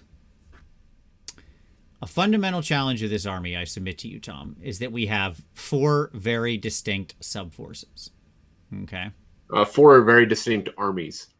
Right. All that decided to roll together, right? Well, and if you'll remember, again, this was designed when Skaven was, and Skaven suffer from the same problem. They are 4 very siloed, sub-factions. Mm-hmm. Yes. Gitz, squigs, trolls, spiders, right? That's our stuff. Yep. Okay. So, how do we make this stuff work? Well, I know what probably your first solution is. Okay, what's my first solution? To kill the spiders. I'd like to. I'd like to get rid of the spiders out of this book, because they're this like dangling participle. Okay. Mm-hmm. That just this appendix that should be incised. Excised, sorry, I apologize. Aesthetically, they don't really match with the rest of it. But I am not going to recommend that, because 1, everybody would lose their mind. I would lose my mind. 2, I think the Arachnarok kit is a really interesting kit, and I think it's really valuable. The problem we have is that the actual right answer with spiders is... Make spiders good? Like, do something with Spider Riders, maybe make a new Spider Rider kit, or add another unit to it, or something. I can add... You're going to hate this, and I know you are, and I'm okay with that. You can add 1 line, 1 word change to the War Scroll and make it good. I'm ready. Not that we're doing this, but I mean, sure. The Envenom Fangs, just need to be poisoned weapons. Oh, so it happens on the everything, on the bows, on the melee, on the everything. Yeah, sure. I'm not sure that would legitimately make it good, but I understand your point. That's I don't know. I don't know. Maybe. I mean, each unit then would have 10 bow shots at mortal on 6s. Sure, at 16-inch range. They would do something. And those would be units that people have to answer, right? Because you can't have... And then the problem is that they could all be MSU, too. I understand. It would actually do something as opposed to what they currently do, which is nothing. But so, fine. Right. But strategically, right, how do we answer the split? Well, yeah. And I say we keep spiders. I think they're cool. I think the Arachnarok kit's a really good kit. I like that you have a kit that can be built in so many different ways. Yep. And like has a lot of different variability to it in what it can do. It can be a hero, it can be 3 different monsters. That's cool. And by the way, that hero, like the spider hero, the small one, the big boss. Yeah. He already has this. All of his weapons already mortal on 6s, even the spider guys. Just make that with all Spider Riders, and you solve a bunch of problems. Yep. Not that we need more 6s to mortal in the game, but if you're talking about having a roll, that's something that would be easy. Sure. So. Anyways. By the way, Donnie Rongo just threw out pick two battle tactics before the game and keep them hidden. If your opponent completes either of these tactics, they gain no VP and instead you gain one. Oh my Done. God. I love that so much, Donnie. I love that. Yeah. Okay. Like how would that feel? I mean, funny. That's for sure. It'd really start this weird bluffing game. It would certainly mean that run 3 becomes more of a because that's what everybody would pick. Everybody would pick you're going to do run 3 this game because everybody does run 3 units every game. And you're like, so thank you. Suddenly that's not an auto choice anymore. Yeah. I love that so much. Anyways, I think ultimately you want a kind of power pair strategy here or a power trifecta or something, right? You mentioned already earlier this kind of concept. But it's not only that. Like, I don't want only that. Okay, I don't want a hard lock power pairs. Sure. I just Which is what we have. I just want some more obvious and utilitous power pairs. Yep. But we'll talk about how I break that out when we get to the heroes. Sure. We need a few quality blanket abilities that work outside of any pairing. Yeah, I agree with that. Okay. Where it's like, this is the ability, and it works on everybody around me if I do it. So like whatever the appropriate commanders are, you would pick like an Achillean King or like the, Rune Father or whatever, like some abilities that just say, hey, everybody in range, all of us Gloomspite Gitz, whatever we are, we all do this cool thing this round. Right. Right. Blanket. I don't care what you're using. Using some trolls, some squigs, some gits, some spiders, all 4, whatever. We all do cool stuff now. Because I'm the big boss, and I said so. Right, that kind of thing. Yep. So that kind of combo, right, where you've got some pairing stuff, and then some blanket, wide buffs that are limited use, would give you that nice Johnny synergy, right, where you're trying to sort of maximize the punch and the efficacy of your units. Yep. Right. Yep.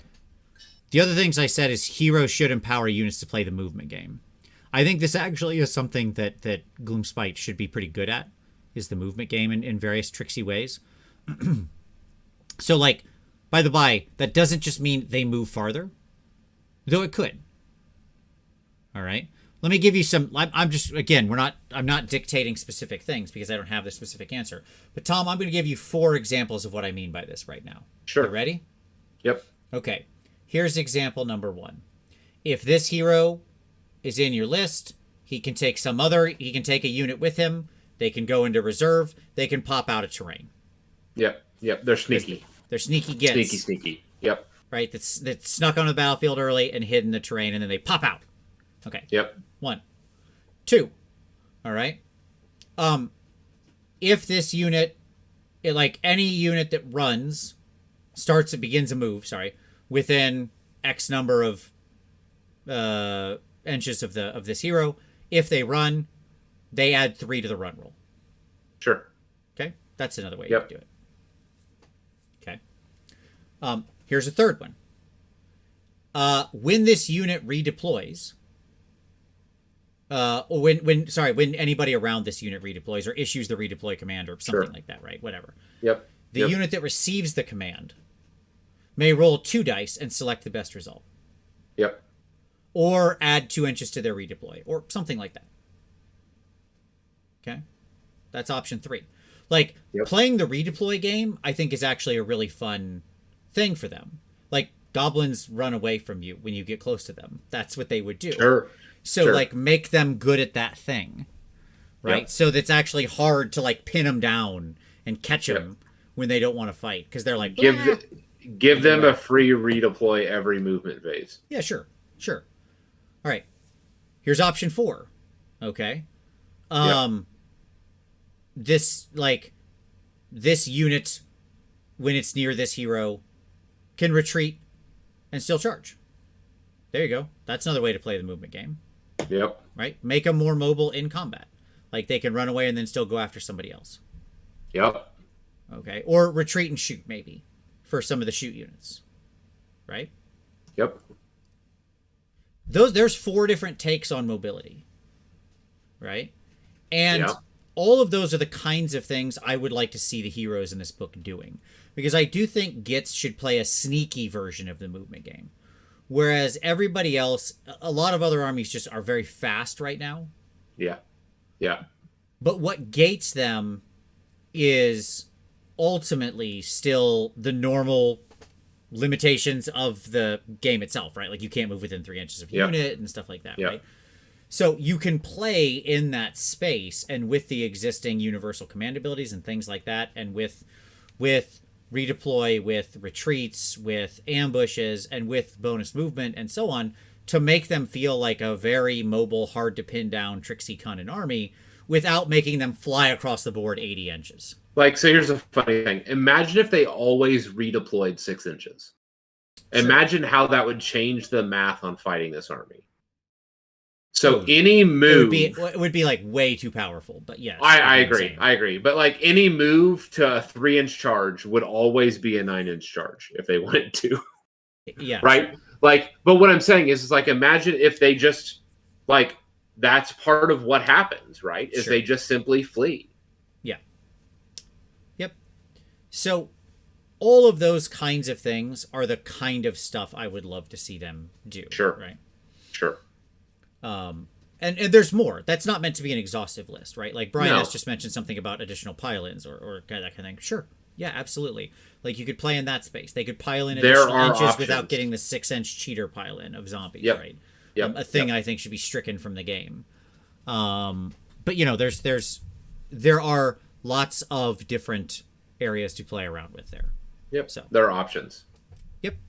So let the heroes empower the units to play the movement game in a cunning, tricksy way. Yep. Because then you don't need to worry as much about having super strong hammers and super strong anvils because you're kind of playing a different game. Right? Yep.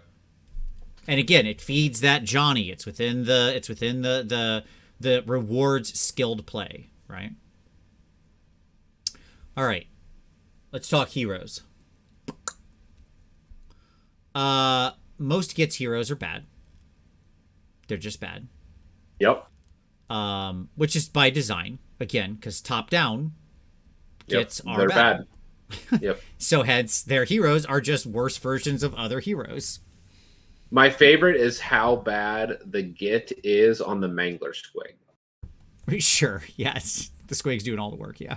Like, that is a paradigmatic example of him being bad. He can give himself reroll all hits and wounds for a turn. Sure. And still do nothing. His modal damage is still about 0, yeah. Yes. Mm-hmm.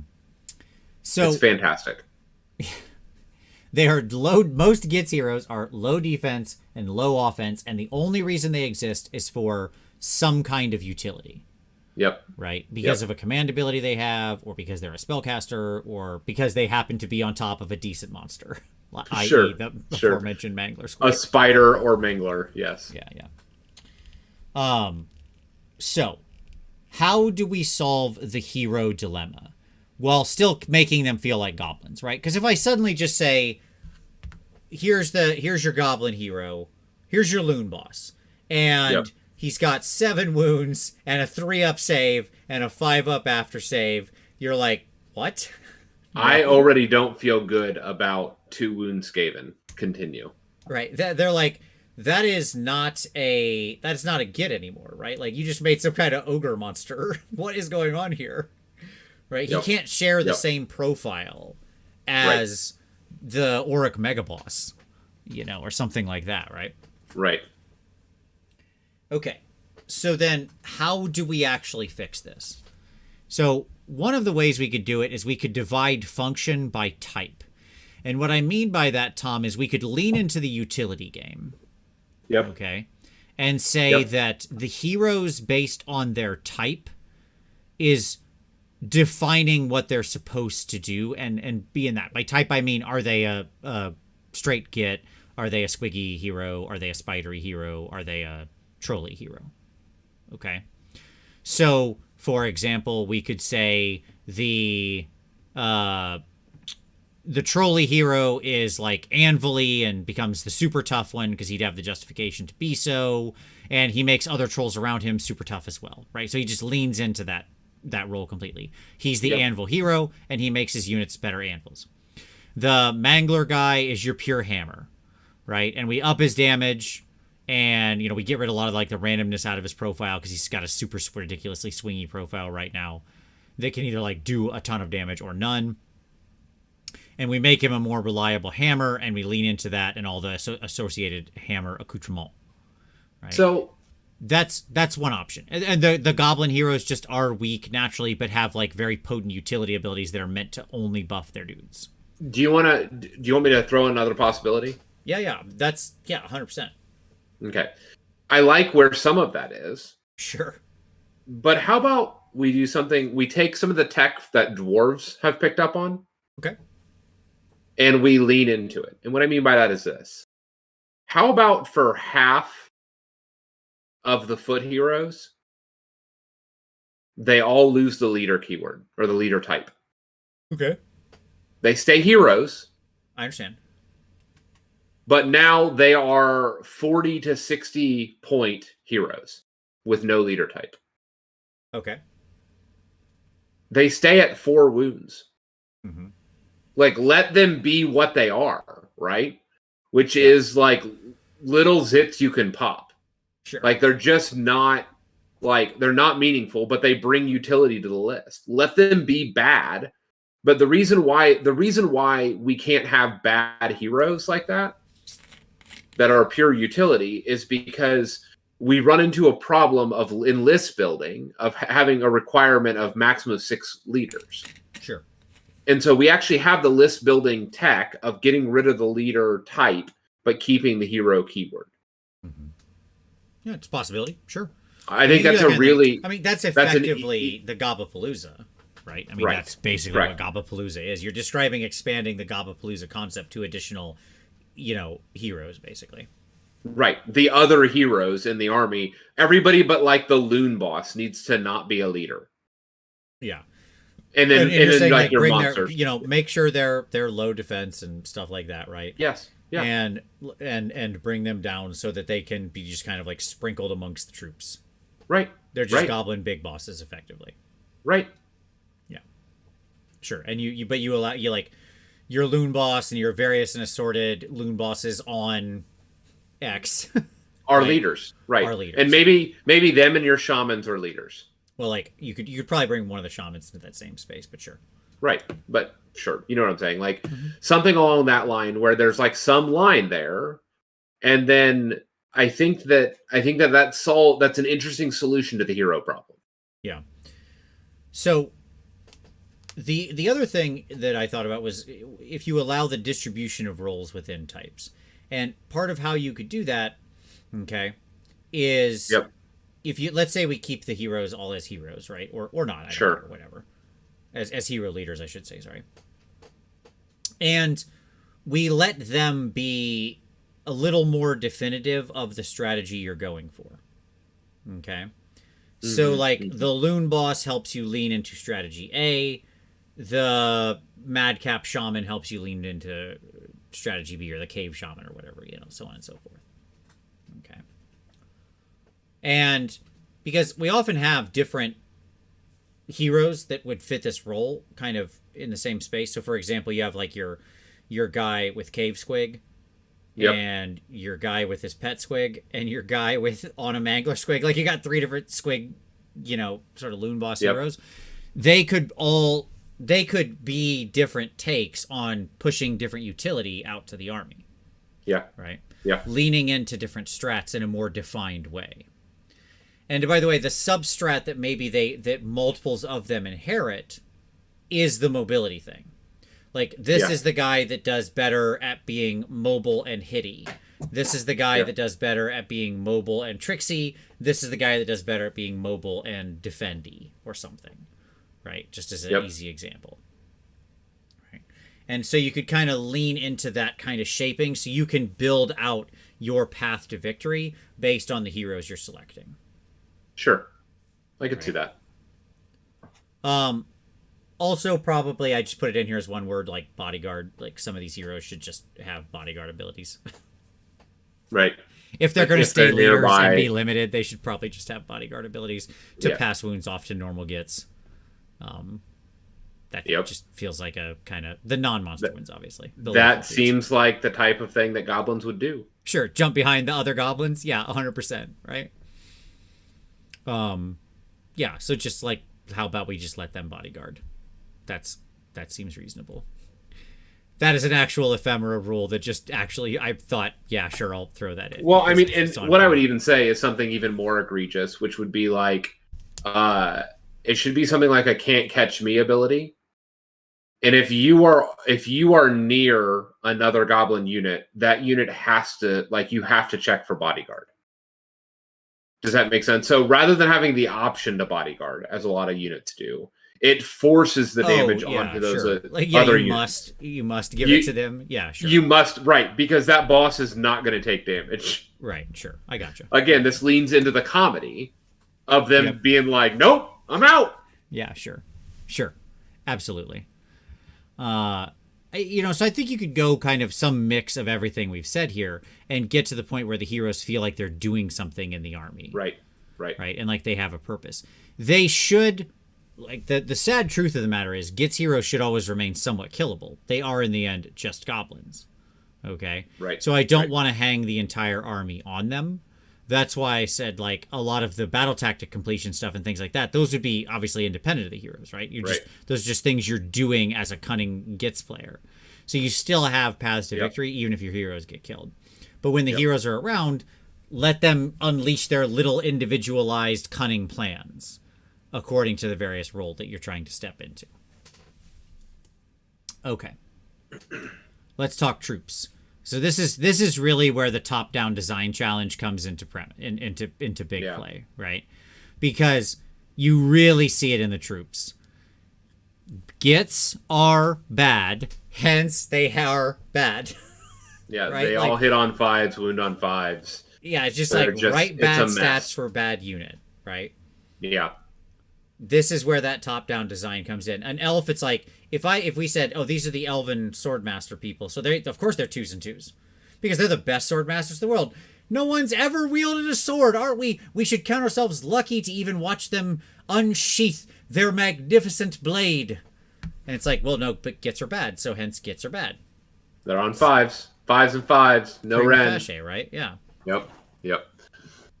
So it becomes a real challenge, right? So here we go. Let's talk about the base Gitz. I kind of divided this by the 4 types because there's 4 very different troop challenges here. Yep. Because trolls are big and scary, hence they write them to have better stats, right? So it's not the same. They don't all have the same problem there. Okay. All right. How do we avoid the challenge of all Gitz just becoming dumb chaff bodies? Should we avoid that challenge? Or is that actually correct and we use other methods to make piles of bodies valuable? I mean, if it were me, I don't have a problem with them being chaff. Mm-hmm.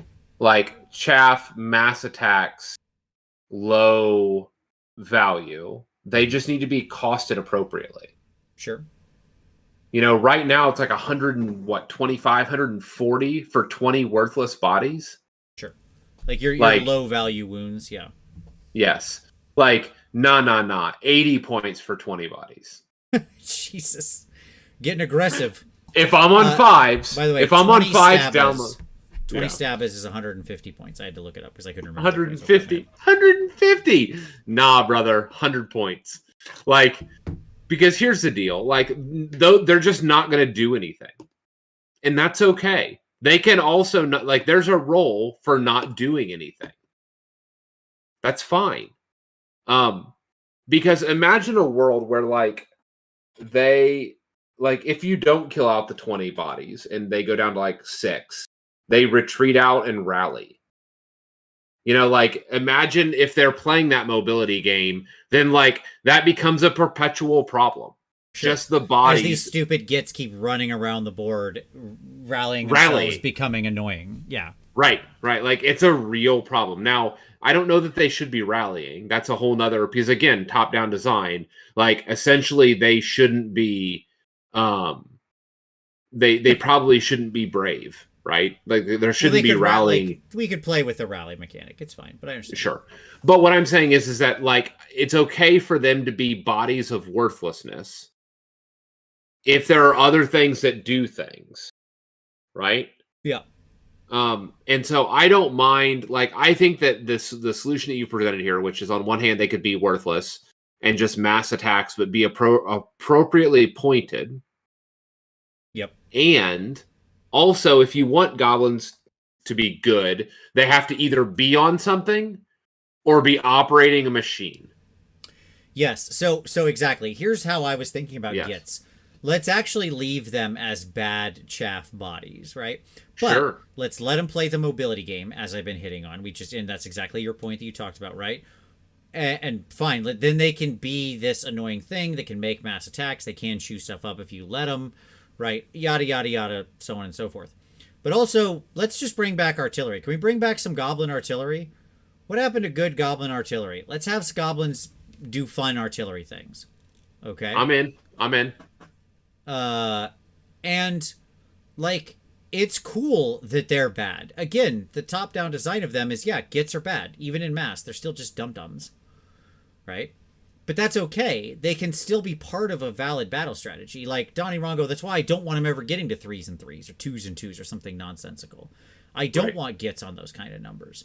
Because then I don't want them performing that way. I want them to be valid without needing those numbers. You're breaking the verisimilitude of what they're supposed to be. Yeah. Exactly. Like, no, they're always bad at combat, even if there's like a million of them. They are untrained, underfed, low intelligence with bad weapons. Right? With sharpened sticks. But they have a brutal cunning. So if we let them play the ridiculous sort of tricksy games and have that be a good way to win, then that can still be a path to victory. And by the way, if they are able to play that mobile game and like retreat out and be annoying and rally, then they keep their numbers up more, and that keeps them playing on objectives better. Right. And having something like artillery behind you supporting that would actually support a mixed arms strategy that seems like a valid path to victory. Right. If it was literally just bodies and artillery, that's a real army. Like, that's a way armies win. It was called Skaven for a lot of its history, yes. It's pretty good. Right. When you just flood it with worthlessness that they have to grind through, and if they can't grind through, they die. Sure. The other option, by the way, here is you could go and have certain rules or certain heroes and in the power pair can make them offensive by doing something in world. So jacking them up on shrooms, or having a prophecy or power at a bad moon, or whatever, right? Right. Who can like focus something onto them that turns them into little mad lads. Right. And using that mechanic, we could turn them into something that is actually dangerous. That I'm okay with, right? I mean, maybe, but that's technically what fanatics are supposed to be, right? Like, we have entire units that are supposed to be doing that thing. Yeah, sure. That's fine. I'm just saying there are options there. I'm not saying we have to turn every goblin into a fanatic. Like, fanatics are that to the extreme. Sure. Right? But we can play in the same thematic space. Yep. Right. Okay. So, here I say Squigs, Hammer, and Trolls, Attrition Anvil. Okay. So, like, these are two areas of the army. Let's talk about what is the problem with Squigs, Tom? Because oftentimes, if you look at Squigs just on paper, you're like, yeah, it seems like an okay army. Because they evaporate in like 10 seconds. And so the key is when they hit, they don't actually kill the thing that they hit. And then it hits back, and then you don't have a unit anymore. So, we could either make them more hammery. Yep. Okay. So, like, we up hammer the hammer. Hammer time. We go super hammer time. And so, like, yes, they evaporate on the swing back, but they trade well. Right? Yep. Where they like are much more likely to kill whatever they hit. Yeah. That's option 1. Option 2 is we make it so when something swings back, they actually still die. All right? Right. And like so example of this is like Squigs tried to do this. Yeah. by saying like whenever they flee, you know, 50% chance to do a mortal wound. Sure. But like, let's punch that up. Those are rookie numbers, right? Let's punch that up. Like, all the squigs have built-in death frenzy. There's or sure, or gobs of sharp teeth. Right. You know, they're bitey. So like when you hit them on a 6+ to, you know, if you roll a natural 6 to save, it kicks back a mortal. Absolutely. The other thing we could do, like, yeah, so make it hurt to attack them in a significant way. Yeah. Right. So turn them into a prickly porcupine, where they come in, hit decently hard, and then they become a prickly porcupine. Yep. Right. Option 3 is you give them a weird defensive thing, which I'm not too, like, you pump their defenses way up, which doesn't feel right to me. The other thing with squigs is we need to address that random movement thing. Yeah. Right.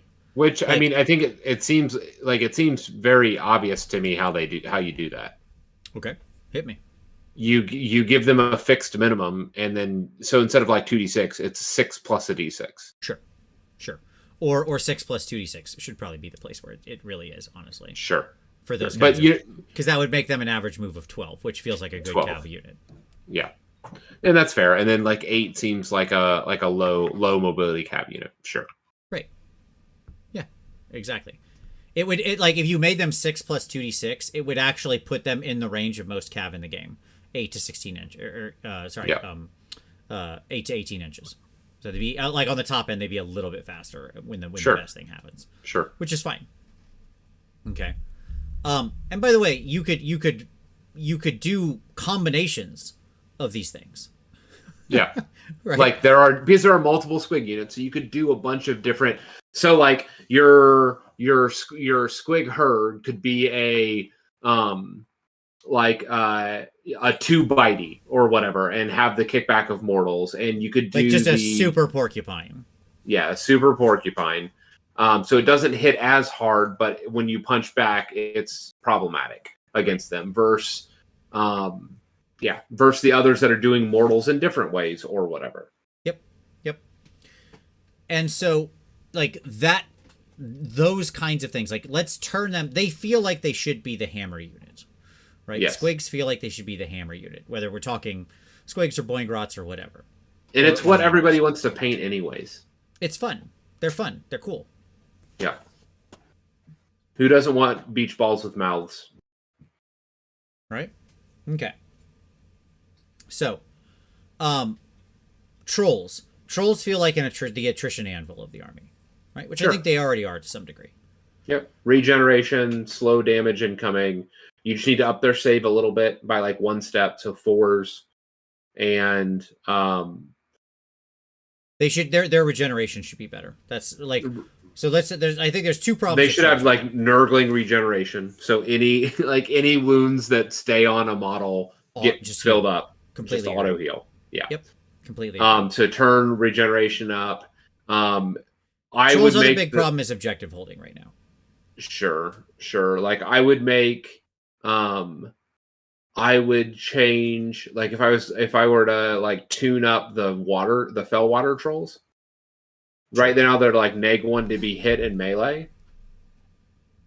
I would do something really dangerous and make them like -1 to hit and -1 to wound in melee, which is like crazy. Sure. But I think that actually makes them uniquely defensive in a way that a lot of other units that's not something in the game. Yeah, you could put the rock hide guys could be like -1 to wound all the time because their hides are encrusted with diamonds and crap like that, like whatever. Well, I don't mind giving them the after save, and so they become the mortal wound protection, and they're good against ranged units, right? And then the fell waters are good against melee units because it's -1 to hit and -1 to be wounded in melee. Sure, you could. The take-home point for me on trolls is I think their damage is probably about in the right place, but they have 2 problems holding them back. One is they're not tough enough. And sure. 2 is they don't play the objective game well enough for the elite models and small units that they are. Sure. But if you always had them supplemented with normal goblins, that wouldn't be a problem though, right? But at the same time, like to me, they need to be slightly better. Right now, you got 3 trolls, they're 3 models. Like, you got 3 Rockgut Troggas, that's 3 models. They're 4 wound models. Right. Well, bump them up to 5 wounds each, so they count as 2. So like a unit of 3 goes to 6 counts as 6 models. Sure. And again, put Gitz at like 100 points for 20 of them. Yep. Okay. So that like they become like the trolls go in and they like sneak in behind. Yeah, now we're living in the space, right? Yeah. Like, putting them at 5 wounds feeds actually both problems at once. That's where I was going, right? Because an extra wound is effectively a defensive thing, especially if combined with the auto regeneration, like the Nurgling auto regenerate. Like, trolls regenerate like mad. That is the troll thing. Right. Right. And so, like, let's let their regeneration actually be real.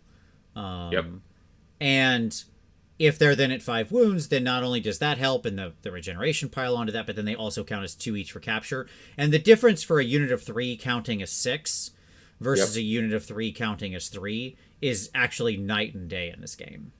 Yeah. Right. Yep. And so to me, it's interesting that there's actually one solution that can handle kind of both. Sure. And it wouldn't feel wrong. Like, I don't look at a troll at 5 wounds and go, that's ridiculous. Right. No, it's like, okay, sure, yeah, it's fine. I mean, hell, put them at 6. Like, you don't need to, but my point being that, like, all of that is, the verisimilitude is correct. Yes, absolutely. Yeah. Yep. All right, and then spiders. I'm gonna turn to you on this one, Tom, because I racked my brain around these idiots. I know you already said your thing of like, oh, give them some mortal wounds, but like, that's half of it. They still die to a stiff breeze. Because these guys have, like, no defense, very little offense. Yes, they're mobile. Like, they're decent, like, cav chaff. Is that the point of Spider Riders? Is that all they're supposed to be? And, like, we'll get to the Arachnaroks in a minute. Are Spider Riders just literally like Hellstriders? They're just cheap cav chaff, which is valuable in the game. Is that where we leave them? No, I mean, so I would even say something... Like, I think they need to be a utility. Like, so here's what I would say, is you could go one of 2 ways. Either they go pure damage, but then it feels like they're stepping on squigs, right? Sure. And so I'm actually inclined to to give them the mortals that I talked about, but because they don't have the mass attacks, they can never actually hit that like, the weight of dice. So they're doing real damage, but they can never do actually like weight of dice in order to be your whole army. Mm-hmm. I would actually give them some utility. Like, there's 2 parts to the spider situation. Mm-hmm.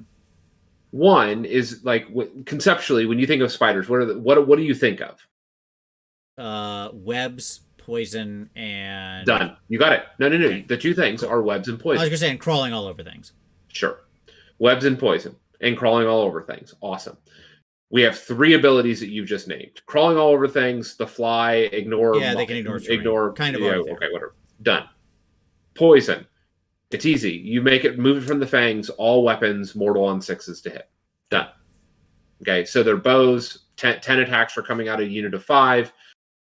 You're going to throw, on average, 1 to 2 mortal wounds from the bows? Sure. The rest of the stuff is trash. If they get into melee, they're 3 attacks a model. That's not bad. 15 attacks, throwing on 6s mortal, you might throw some mortals. Like, sure. The unit's going to do damage. All the rest of the stuff can be terrible numbers, and that's fine. But the webs actually, I think, are the 3rd missing piece. It's the tech piece that they don't currently have. Sure. So let me throw out some ideas for you. I'm ready. Hit me with some webs. Hit me with the sticky strands of your imagination, Tom. So here's some easy ones. Enemy units within 3 inches of this unit cannot retreat. Sure. The problem is, like, it's not bad. They can easily be killed, so they're not going to actually pin anything, but they can disrupt plans for a turn. But sure. Yeah. Enemy units within 9 inches of this unit have charges. Okay. They poop webs on people? They poop webs in the area around them. Like, them being in an area, they are pooping webs all around them. Sure. Like, that's what spiders like every do, unit right? Of Spider Riders is just a horrible Corn Demon Prince? Yes. Okay. Sure. Again, and I'm just they're now 200 points for 5. Continue. Say what? I said they're now 200 points for 5. Go ahead. Sure. Sure, but the point being, there are lots of different mobility things they can do with webs. Yeah. And we've just not seen any of that design space explored. Yeah, it could also just be a specific like shooting attack. Like the trolls throwing rocks or whatever, right? That happens where they can you pick roll a dice, and on this they can't run, can't run, or they can't retreat, or they can't pick it. Yep. Pick it. And maybe it's an escalating debuff. Heaven forbid, right? You get hit by one web, they can't. You get hit by one web, they can't run, and you get hit by two webs, they can't retreat. You get hit by three webs, they fight last, or something. Yeah. Right. Sure. Like you could play in that space. The point is play with the webs in some way. I agree with you. It is the missing piece of the puzzle on them. Yep. Right. And or as Arturius Rector said, how about anti-pylon? Sure. I could see that. Yeah. Could be another way to go for it. 100%. Enemy units within X inches can't pile in. And that's why I say most of these things that we're going to talk about, you could write 5-10 different abilities that would meet the criteria of what we need here. Right? This is exactly what I'm talking about. Just pick some of them. Spiders need to have spot damage, right? Mm-hmm. And utility. Yeah. So it needs to be your weird tech piece. It's not a hammer. It's not an anvil. And it's not just chaff. Like it needs to be doing something else. Sure. And I think that this, like what we've just lined out here, would do those things. It would do a little bit of damage, and it would be a very weird, unusual tech option as well, which plays into the Johnny design bumper that we talked about. I agree. No, I agree with that. Yeah, that's absolutely true. Okay, let's talk monsters. The Gitz monsters have all the normal non-hero monster problems, even when counting for 5 models, combined with almost universally bad defense. Like the only monster in this book, like non-hero monster, I think that crosses the line of general playability is the Mangler. Yeah. Okay. Which is problematic because they have some really they have some cool monsters, namely all those spiders that I mentioned, which I think is a super great kit. Yep. Okay. But I mean, we have to be aware of the realities of that spider as well. That thing is on a pie plate. Yeah. And anything on a pie plate has to do so much work to earn its keep, right? Sure. Like acceptable things on a pie plate.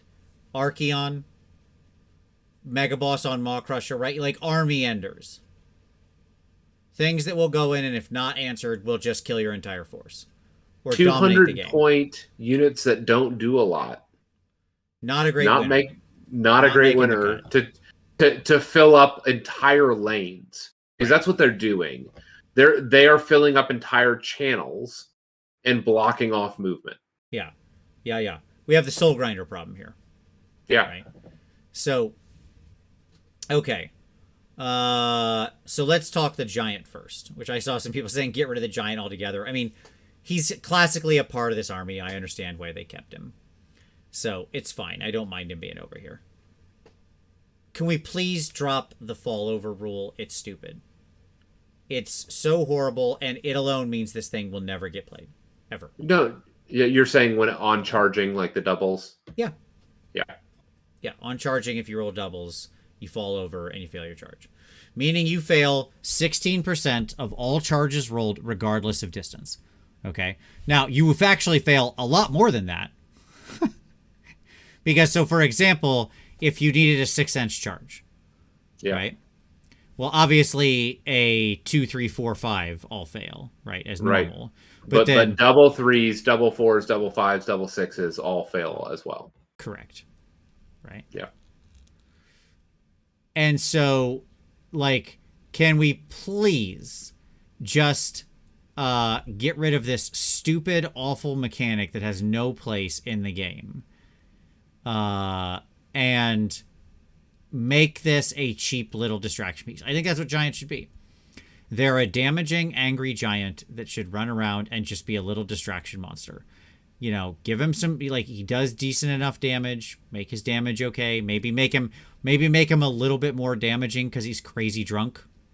All right, and like that's the difference between him and the Man Crusher Gargants and the Sons of Bahamut, where they're more controlled. Okay. Yeah. Yeah. And make him cheap. He's just cheap. He's a cheap little dumb monster that can walk around and does decent damage if left unanswered. That's a fine enough roll. I'm going to jump back. Brian S. said, on charging, if you roll doubles, you follow onto them, doing 2d6 mortals, but can't activate. You're close. It's you fall onto them, do 2d6 mortals, and you fight last. That's the answer. There, that's fun. That's fun. Because you have to stand back up as they're hitting you. Sure. Look, if you want to turn it into something like that, I'm good with it. That's because now we've entered fun territory, population us. Right? Yes. And now we've turned what was just a rule that was completely negative and had no upside into something that's wacky and in theme. Fantastic. Yep. Okay. So spiders. Here's my answer. Make the flinger a real artillery piece. Like actually something that shoots and does real damage and has real effects. Not whatever it is right now. It is insane. Okay? That this is a thing that we all read and went, yep, this is good. It's insane. That flinger should be like your movement stat becomes 0 and you half charge. It can be utility effects. It can be a lot of damage. I'd honestly rather see them lean also into doing some good damage out of this thing. Just because there are oftentimes you want to shoot at a unit in combat, and it's like, all right, well, I didn't need to move. So if all your stuff is wrapped up in just movement saps, if it's like, oh, it does, neg 2 rend and D3 damage, and it's like, but also all this movement stuff, and I get plowed into by an alpha striking army that's already in combat with me. It's like, okay. Sure. Oh no! Sure. Take away my movement as I kill your entire army. Sure, because you're throwing this is what I would say. Because you're throwing hordes of spider nests, right? Like you're throwing a spider bomb. You're throwing something which includes spiders and webs and everything else. Yes, there's nothing saying there's not a giant rock in the middle of that, but sure. Sure, and maybe that's the answer. Maybe you can load the artillery and change what the actual ammunition is every time it fires. I would be super okay with that. And I just wanted to also have a damage option in addition to by the way, I'm okay with the movement utility sapping stuff. I think that's fine. I'm just saying that can't be its only role. That's still a fail. Sure, give it here it is. Give it a utility sapping, just pure webs. Or a movement sapping. Give it a big ass rock that does a d6 damage, neg 2 rend, right? Yep. Just a heavy stone, and give it a spider nest. That if you hit a unit with it, you roll a dice for every model on a 6+ at mortals. Sure, something like that. Yeah, great, awesome. That kind of thing I'd love. Yeah. So it's a horde killer. It's a 5-wound hero murderer. Yeah, I can try to drop a single rock on a hero, Lord of the Rings style. I can try to bomb a big unit with spiders and poison them. I can try to just do damage. Yeah, sure. Just pull utility. Yeah, there you go. Your flinger has a function. Yep. Absolutely. And you get back to your Johnny thing. Absolutely. They have the right answer. They have the right answer. Big rock, nest of spiders, pure webs. Done. So I agree. The war party Arachnarok, I got a simple answer for this guy. How about he just captures 13 models? Sure, because that's how many it is. Yeah, because there's 8 goblins on top of him. Yeah. He's a monster plus 8 goblins. So there's a bunch of goblins. So yeah, I agree. He captures his 13. I think that is a wonderful solution for that model. Yeah, then he's just this weird pseudo Sons of Bahamut model running around, that's very scary to get on pieces, or very scary to get on objectives, I'm sorry. Yeah, easy, right? Okay, there we go. Done. You sold me. Great. The Skitterstrand I did not include here because I do not know how to fix this model. I don't know what to do with it. It's too, I understand it has ambush built in on the scroll. It is too big to be that thing. That's the problem. It is fundamentally, functionally inappropriate for that role. because of its base. That's the issue. Like, What to if- make it valid. Can I pitch another idea? Yeah, go for it. So what if it had like slip into the Ethereum? Okay. Right? Like, because like one of the things is like they're traveling the webs between the realms or whatever. Yeah, right? I understand. Yeah. What if it doesn't have to sit in ambush there? It can. But what if it just movement phase redeploys like anywhere on the board? Sure, that's better, but I'm still not sure we have a problem because, like, turn 2 on, you're often going to be in a case where your places you can go with that ridiculous base are very limited. Sure, and let's imagine that it universally or it always has rerollable charges. Sure, I guess. I understand. Like it's problematic based on what it's supposed to be doing. Tom, I think it might just be bad. I think this might be the one unit that might be beyond saving. Well, and if that's the case, that's an easy solution because it just comes with a Howdah, so you can build in Just the put other the other options. guys on it. Just put someone on top. Yes, Like, it's fine. Like, I've always tangentially up its damage or something and give it a reroll Sure. charge. Sure, fine. I've always had a problem because that we don't actually have a big boss version. like a I big think boss on that spider. Yeah, sure. I think we should have had a big boss. So rather Well, he than doesn't come in the box. it doesn't matter. You could choose like there's a very angry goblin that's pointing his spear, Yeah. right? And you just swap him the headpiece with the shaman and put the shaman's head piece on him, which is a huge feathery one with the pointing spear, and then you build it not with the shrine up front, but then the Howdah. Like there is a build where you can build a Howdah and put the hero on top. Like they just need to rewrite the build instructions like they did with Flesh Eater Courts and create another unit from the same kit. It's a very easy solution, and that would let you build a hero, a Ragnarok big boss. Sure. So that's what I would like, and you replace the Skitter Strand with the hero.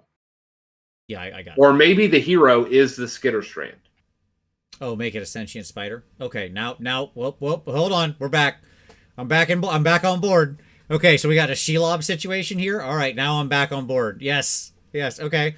The reason it doesn't have idiots on top of it is because it's an intelligent spider. It's like, nah, get off, idiots. What are you doing? I don't like. Yeah, okay. Because Shelob spider, I'm back on board. Well, okay, so if we're gonna go the Shelob route, I was still on the big boss route, but make it teleport. Get rid of that guy. That's stupid. Nope. It's not in the kit. They're not going to do it. Make this thing a hero. Yes. Okay. Yes, Tom. And so here's the next possibility. Ready. Is that in the lore they're worshiping like Gorka Morka is a manifestation, like there's a spider god as a manifestation of Gorka Morka. Yeah. Okay, so it's the avatar. Look, I don't know if you need to go that far. Just sure, fine, great. I don't care. That's fine. It can just be a big intelligent spider. I'm okay with that. That's creepy ass, man. Sure. Make it a hero with like some cool hero stuff going on. And now I am in like Flynn. Now we've got a piece there, leading its spider troops into battle. Woo. Okay. Now I'm in. I am in for that. All right, we came back around with that guy. Skitter Strand is now a hero. Done. Give it its own command traits and magic items and stuff. Yes. Sweet. Yep. Maybe it's a spellcaster. I don't know. Could be. All right. Yep. It has the ability to become one. The Mangler is the easiest one. And because he's already close enough. Like, he's the only one close to good. But he should be the expensive damage hammer. Like, he should be a lot of points. And he should be a super hard-hitting dude. Give him the same movement fixes we talked about before. Yep. Right? And it replace his very random swingy damage with a more set into randomness, like 3 plus D3 or something like that, right? Yep. Or just flat numbers. Yep. A mix of flat numbers and flat number plus die. So he's more reliable. Great. And that's all you need to do with this dude. That's it. Cool. I think we just fixed the monsters, didn't we? Yeah. All right. Let's talk summary. Okay. So, my summary of this thing. As I said, it should be the Johnny Tech combo army of destruction. High skill floor where clever play pays more than just brute force. Yep. Right? They could be bad and still have game. Like, this could be the army we explore that with. Yeah. While at the same time still allowing for other play options for traditional mixes of hammers, anvils, mixed arms, whatever. That's my summary. You'd have to be careful that the traditional mixed arms doesn't also like benefit from all the army is bad but it's good. So now the army is good but it's also better. Absolutely. Like that would be the warning area that need a lot of testing. Yep. That's where you'd have to make sure it's constrained properly, but that's going to be more interesting than dumb keyword bingo. Yeah. Agreed. Right. Agreed. And Brian S. said to question, Hero Spider isn't a mount, but could it get a mount trait? Yeah, I mean, it just have a monster trait. Like many things like that have those kind of monster traits. See the Avangori or whatever, right? Yep. So, yeah, I mean, I think this is, like, Gitz is actually a really unique and interesting army. I know. And I have a big Gitz army that I want to play. I want to paint up and play. Sure. And I think that you could do a lot more by leaning into what they are and expressing those virtues as your guiding principles rather than just trying to like, oh, I want to make them like every other army. I want to do the damage like Stormcast and I want to be tough like Nurgle. And you know what I mean? Like yada, yada, yada. Don't like, we shouldn't just take all those things that are other armies and say this is the only way it can be built. Let's make them the smart tech army that leads into their chaos, their randomness in ways that are virtuous, as opposed to what a lot of it is now, which is very not that. Yep. Agreed. Cool. All right. Very good. Anything else we want to say on Gitz before we call it a night, Tom? I think we fixed them, right? We did it. We did it. I like the only things I would say is that I love the nuclear mushroom spell. Yeah, for the endless spells. I just wish it was good again. And I don't know how we do that in a non-horde meta. Well, I suspect we won't have to wait long on that. I very much feel that the summer is going to bring us a change in the winds. I don't know anything, but it just feels like what's going to happen. So sure. Okay. Well, there we go. And as an aside, hold on.